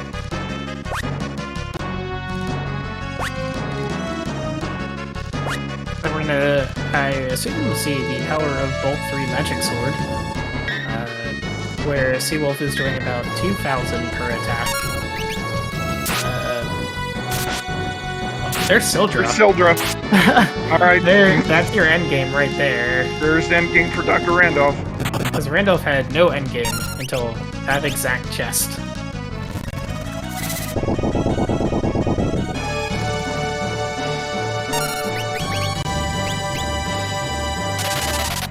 So the Void did provide. It took its sweet time to providing something. Exo can miss, just keep on trying it. Biblos does not actually have that high of a magic evade here. It will eventually work. Oh, Dr. Randolph does not have Fire 3 Blade.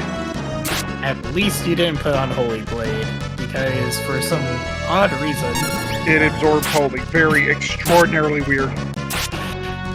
There is 0% chance that you have any way to have the Holy element in vanilla when you get to this point. So, Biblos having Holy absorb is just very optimal.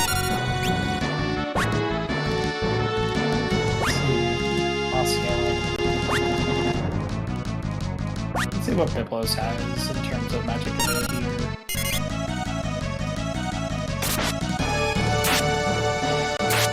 Biblos at Quintania has 29 magic evade.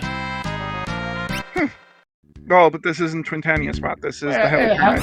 Yeah, Hallie's the same. It's at 29. Okay. Yeah. So I just got unlucky with those X-Zones, but... there it is. We do it. And we get Leviathan down on Seawolf. Seawolf, I think, has a... Well, now they both have endgame strats. Seawolf's endgame strats were a lot clearer entering the Void, so he's probably a bit more prepared. But the endgame fight should not pose a problem with what they have. I will say that Seawolf has a Freelancer, which significantly improves things. Yeah. I'd imagine he'll put Giltoss and Mix on 3 people, and then Giltoss and Blue on the other. You might want to put Summon for time as well, because haste is a very nice, it's a nice thing to have. Wall rig, thank you.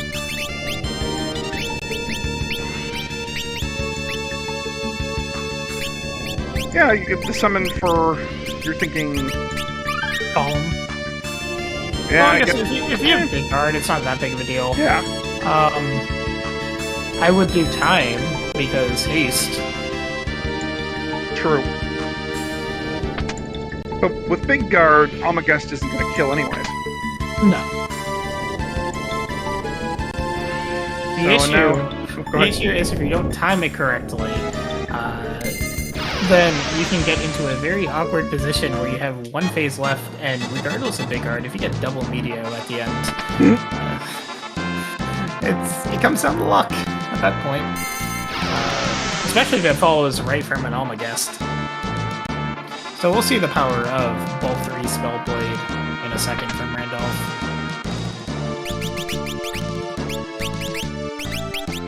Second pair of running shoes. That's nice. 26,000? That's actually less than I would expect. Oh, Meteo. This could hurt. Well, it's on Leviathan. Well, right, but possible double... Oh yeah, Tidal Wave. Yeah, Tidal Wave, this could hurt. Did not put a big guard, which he should have. Oh, did he skip blue from the castle? Oh, because it was on the roulette room, wasn't it? Was it? It might have been. No, blue was... I thought blue was super early. Well, it was in the castle, I know that. That is something where.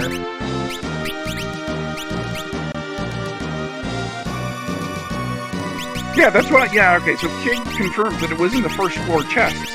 Okay. Oh, it was in the right chest. Okay. So where was Big Guard though? It was in the forest, in the void. Oh, that's right. Or no, it was in the. Sorry, it was in the ruins. But it was in the void. It was early. Yeah. Yeah, it was in the void.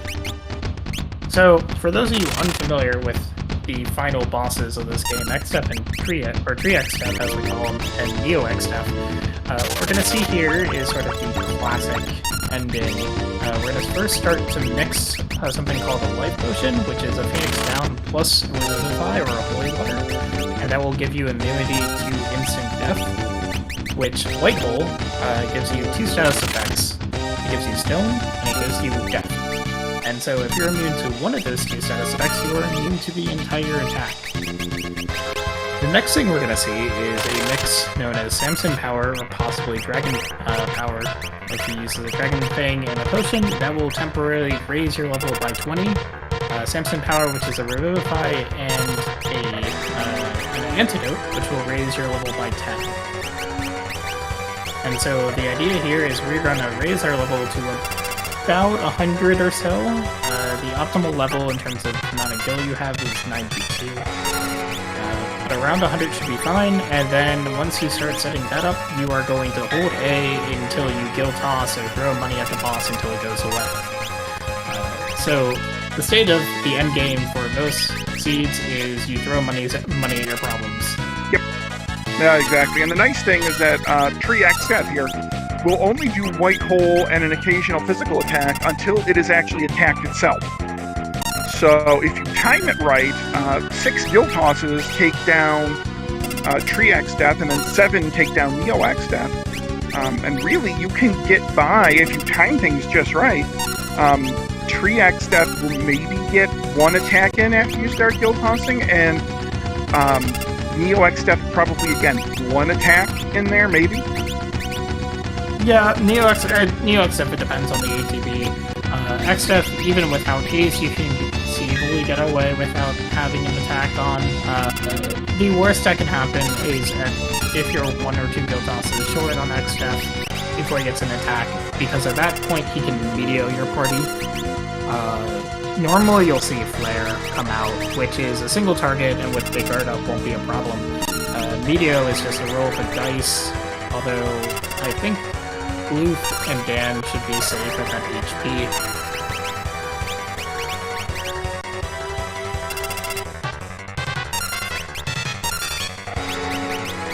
it always is nice if you have the ability to cast haste in your party, just it makes stuff like that much safer. Again, the only thing that can really wipe Seawolf is some Meteor spam. So, we'll be coming up on Neo X stuff, which has 4 parts, 7 or 6 dummy targets, or 2 extra dummy targets, which is why it's so expensive to guild toss the Neo X stuff. Neo X stuff has an interesting mechanic. It has 4 ATB bars that can attack you for each of the 4 phases, or each of the 4 forms. And as soon as the last 4, there's only 1 form standing, it will attack twice per turn.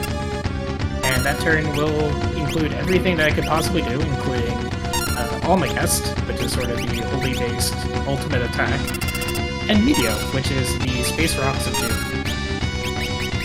Rocks! We see Randulf getting through Leviathan very nicely. Now, here we go. X-Death is about to have a very bad day.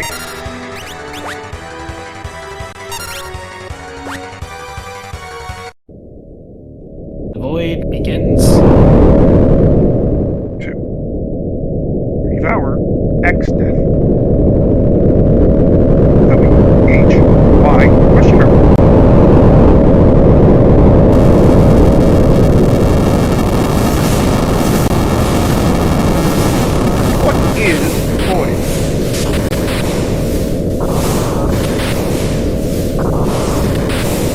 Driver marking that Seawolf had a guild toss queued up on the base change, which will result in a failed guild toss.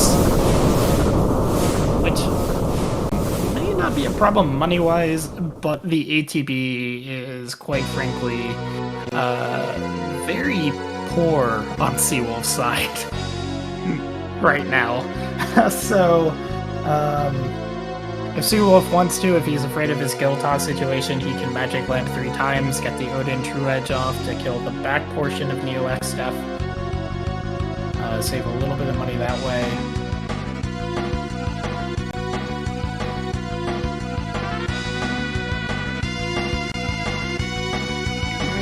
And that guild toss fails. So here we go. Now the real ones. There's 1. There's 2. 3. Thank you. Always take those freebies.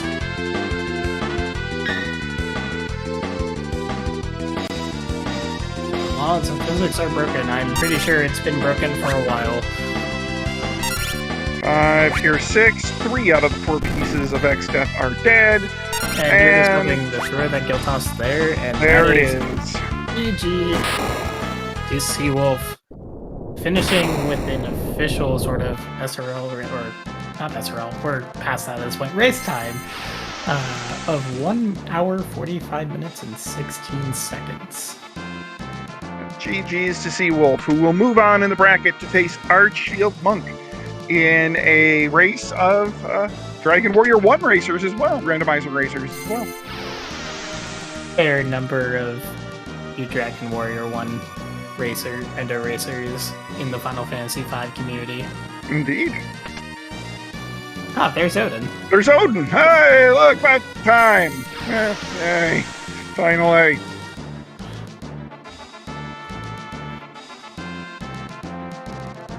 That was that was a fast seed. I mean, 145. Yeah, it was. Mic settings. It helps that literally all the key items you needed were in World 1.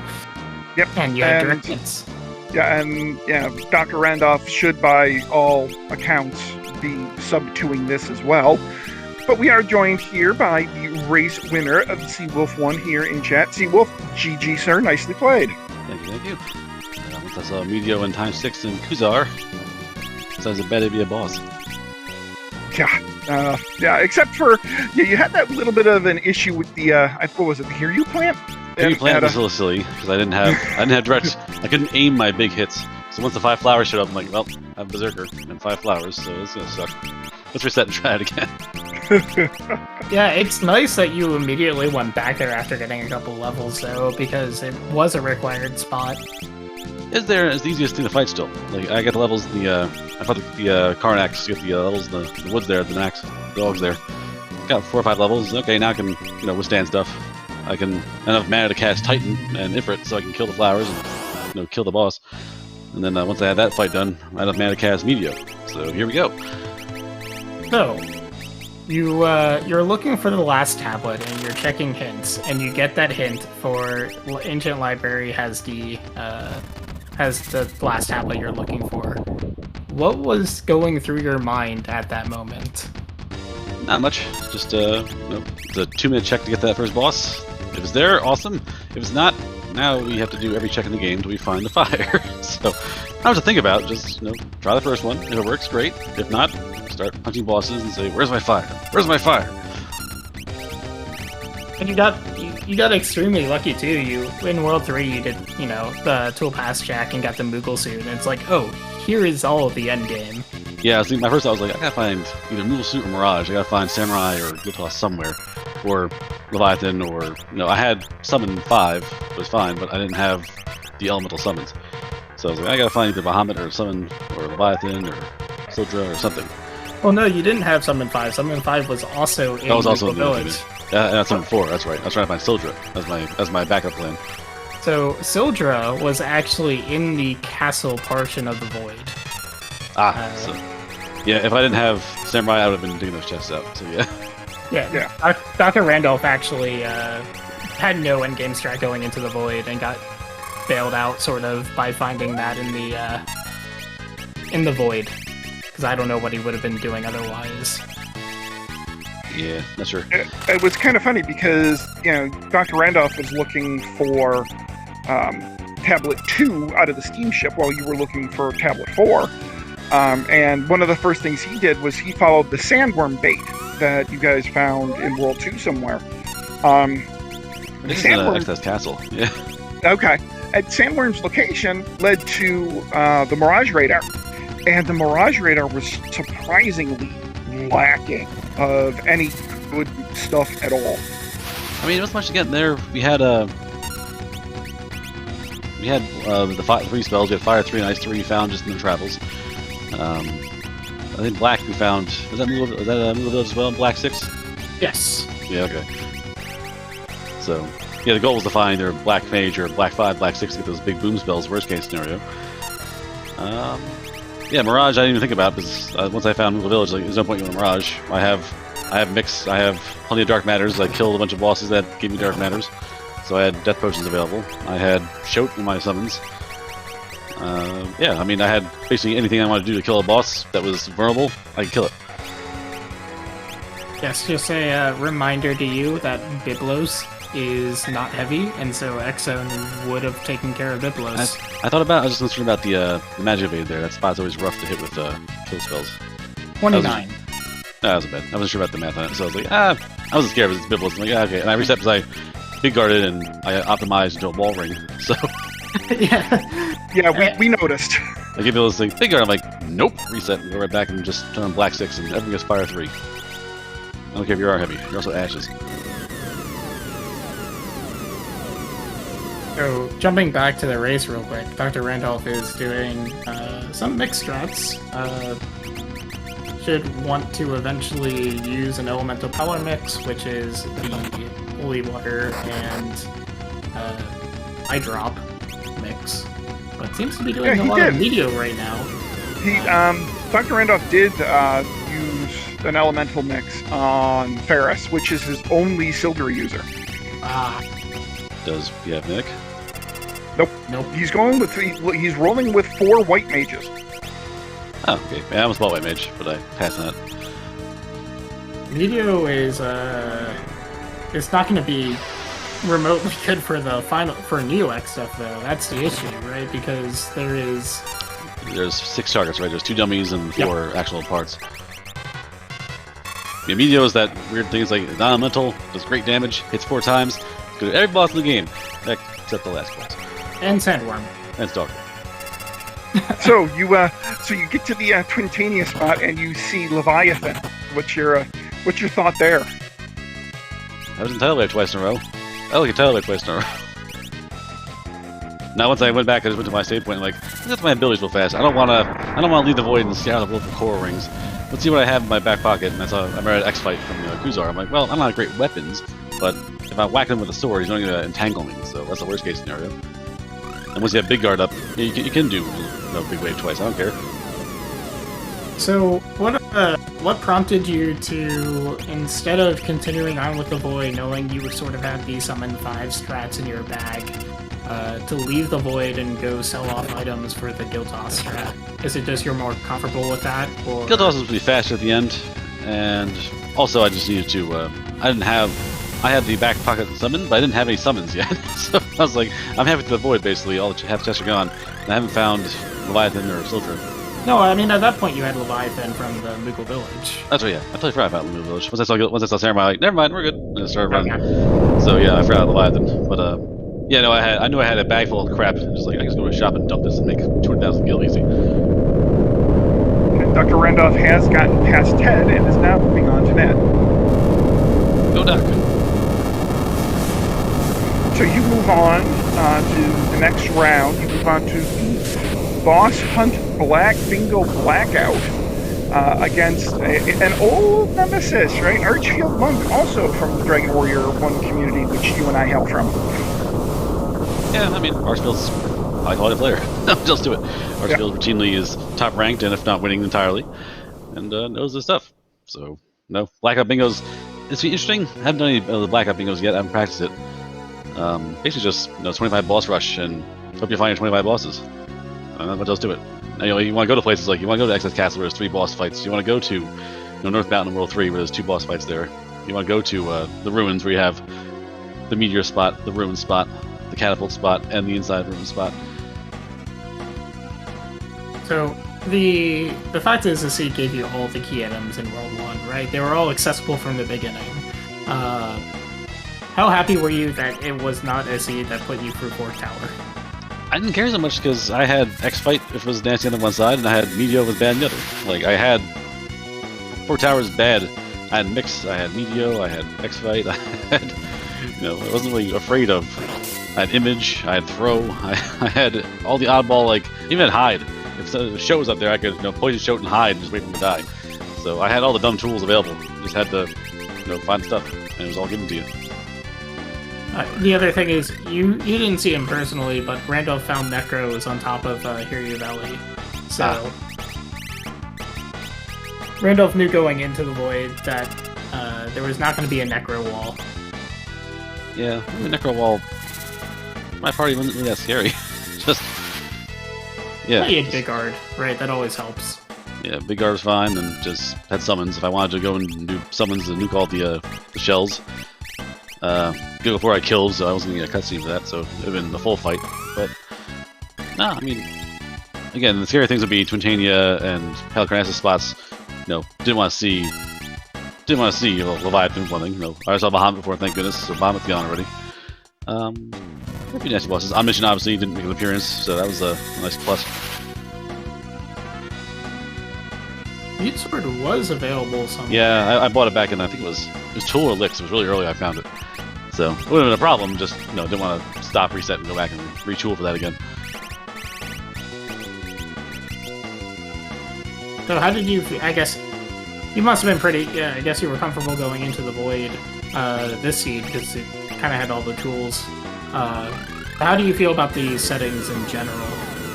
It's interesting. You really feel the pain, like World 2, like, that's pretty good actually. The first bosses I fought were pretty good experience points.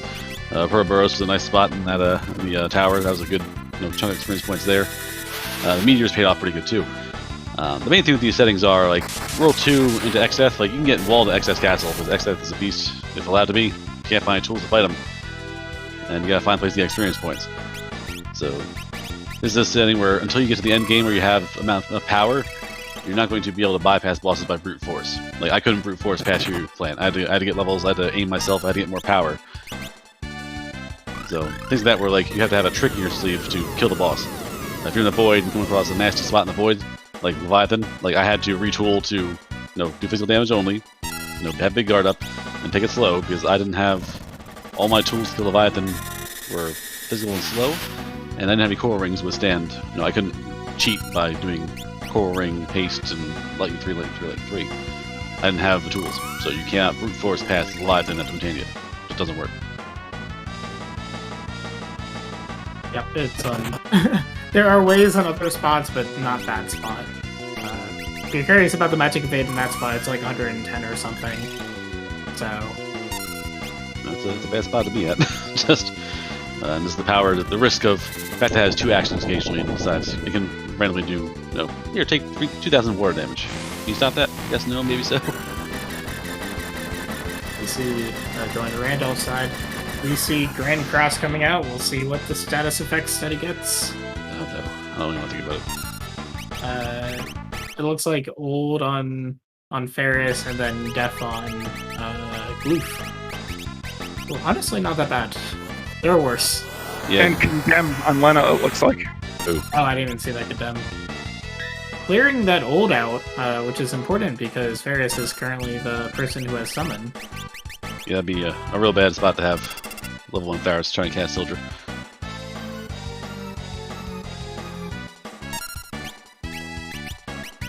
Does need some elixir though. I'm not sure if he has any left. Might have found one with Wing Raptor, so I'm not sure how many more are out there. But sometimes an interesting. No, hasn't either, so can do a half elixir that way. What's always interesting is if you have a blue mage and you have fusion. It essentially is a free Phoenix and a free elixir. It's always a nice strat to have in your back pocket. But it requires blue, which Randulf did not pick up in XF's castle. Right? Yeah. Yep. Yeah. That's the castle. Definitely, no, I think blue was actually in the Rift. Wasn't it in the first few chests of the Rift? No, it was Mighty Guard. Oh, Mighty Guard.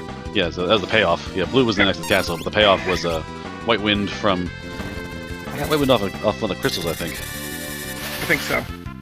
I think it was the crystals from Karnak. I think it was the fire crystals. Yeah, so I think it was Karnak paid off the White Wind, and then Big Guard was found in the Void. So...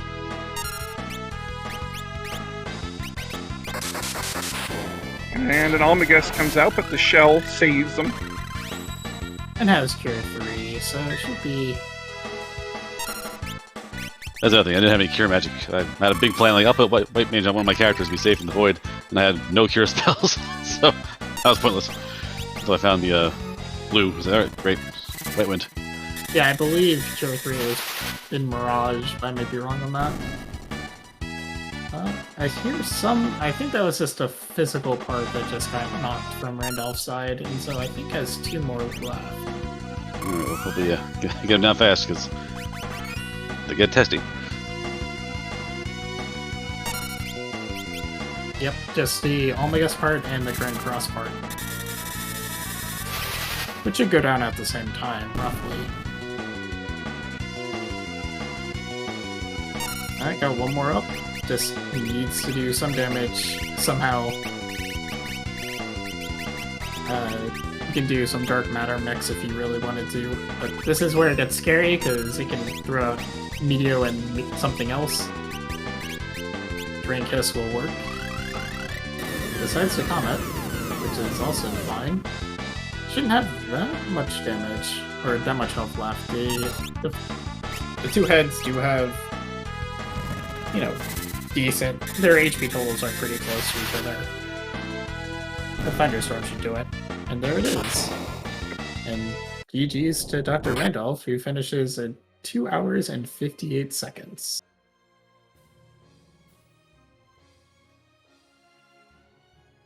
It's always good to see a non-completely cheese strat Neo X Def. Yeah, this was closer to a vanilla strat that we've seen in a long time in the randomizer. Yep. It's a good showing. And I think we'll just wait for Dr. Randolph to join us here in the chat. Do keep in mind, for those of you out there, that there is actually another Final Fantasy V Career Day race that's going to start in roughly 2 hours' time over on SpeedGaming Prime. That one is involving. I got to look up the participants.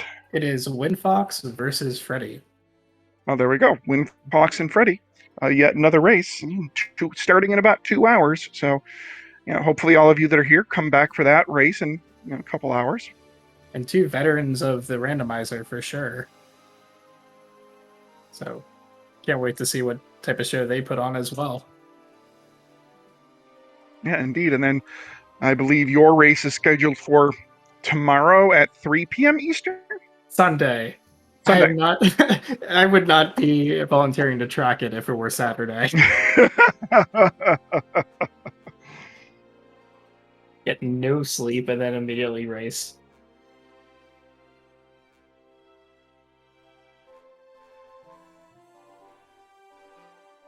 Maybe we'll see some World 3 action in that next race.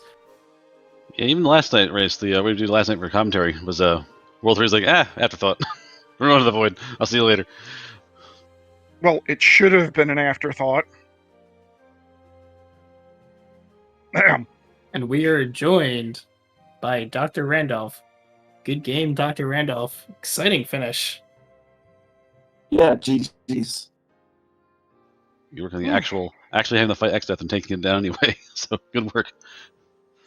Yeah, I figured I was already there. I might as well finish it out, Yeah, I mean, this was, kind of what Fiery and I were just saying. This was one of the more vanilla fights, vanilla-ish X-Death fight we've seen in quite a long time in the randomizer. It was a nice thing to see, and you handled it well. Yeah, that was kind of my plan. I figured I'd get, like, we started with Chemist, so I figured I'd do mix something. We'll figure out what we're gonna do when we get there. Yeah, one of but the I was really hoping Amarai could slide one of those last void chests. We got that Sildra from the tower. One of the main differences here is that so you were both looking for different tablets after you beat X-Staff. So Seawolf was looking for the tablet at Ifrit spot, and you were looking for the steamship key, and you both ended up getting hints for that. But one of the places that Seawolf went to before finding the last tablet was Tool Pass, and that gave him the Moogle suit, which had Samurai, Summon 5, Leviathan, and Bahamut. And the freelance crystal. Suit. Yeah, from the Moogle suit. Whereas Mirage was, you found the Mirage radar, whereas Seawolf didn't, and Mirage was pretty empty. And so we were talking in the, the commentary booth here, sort of what your endgame strat would be going into the void. You pulled Sildra out from the castle, but it was just interesting to see sort of, we were sort of debating what strats you would go with, because we knew, like, all the prime strategies for beating the endgame that you normally see were in Moogle Village. But it is good to see that you managed to beat XDEF and Neo XDEF for a more vanilla strat, for sure. It's always exciting to see. So how did you feel about sort of how the seed went? Everything was in World 1. You guys were actually fairly close together. Like I said, you were both searching for the last tablet you needed. You got into the Leviathan's fight as Seawolf had just beat it, actually. So It was close. But how do you feel sort of about how you played that seed? I think it went pretty well. I had a couple instances, like especially diving right before the void, having to go track down where antidotes were. Because I think I had just missed them my first lap around all the shops, and I couldn't find them. I think that has happened to all of us.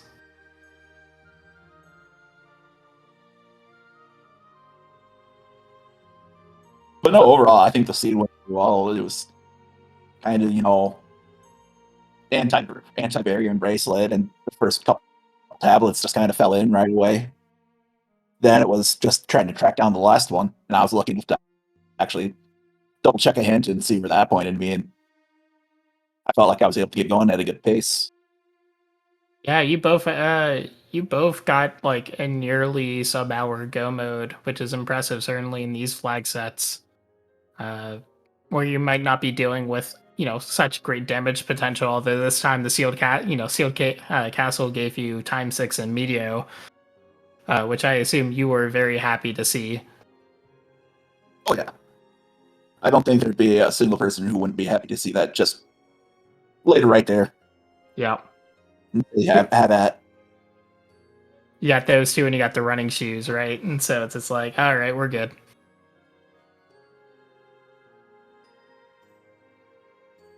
But yeah, it's interesting to see. So last night we got the World 1, World 2 required seed. This time we got the World 1 required seed. So fast seeds all around. 2 hour time certainly is a very solid time for this flag set. Z, do you have any questions? No, I think we've pretty much covered it all. So, GG's to both of our racers. Put on one heck of a show. It was a very close race throughout. It was a good performance by both of you. Well done. I'm glad to say that the race in practice actually was better than all my practice seeds. They were all nightmares, so this went out pretty nicely. We did get to see the difference in the having Bolt 3 Magic Sword on Leviathan versus not having it, though. So, nice to see the differences. Much more effective than swatting it with a katana 4 times and hoping it doesn't punch you. I don't even remember where you picked up Bolt 3 Sword. I assume it was in Mirage.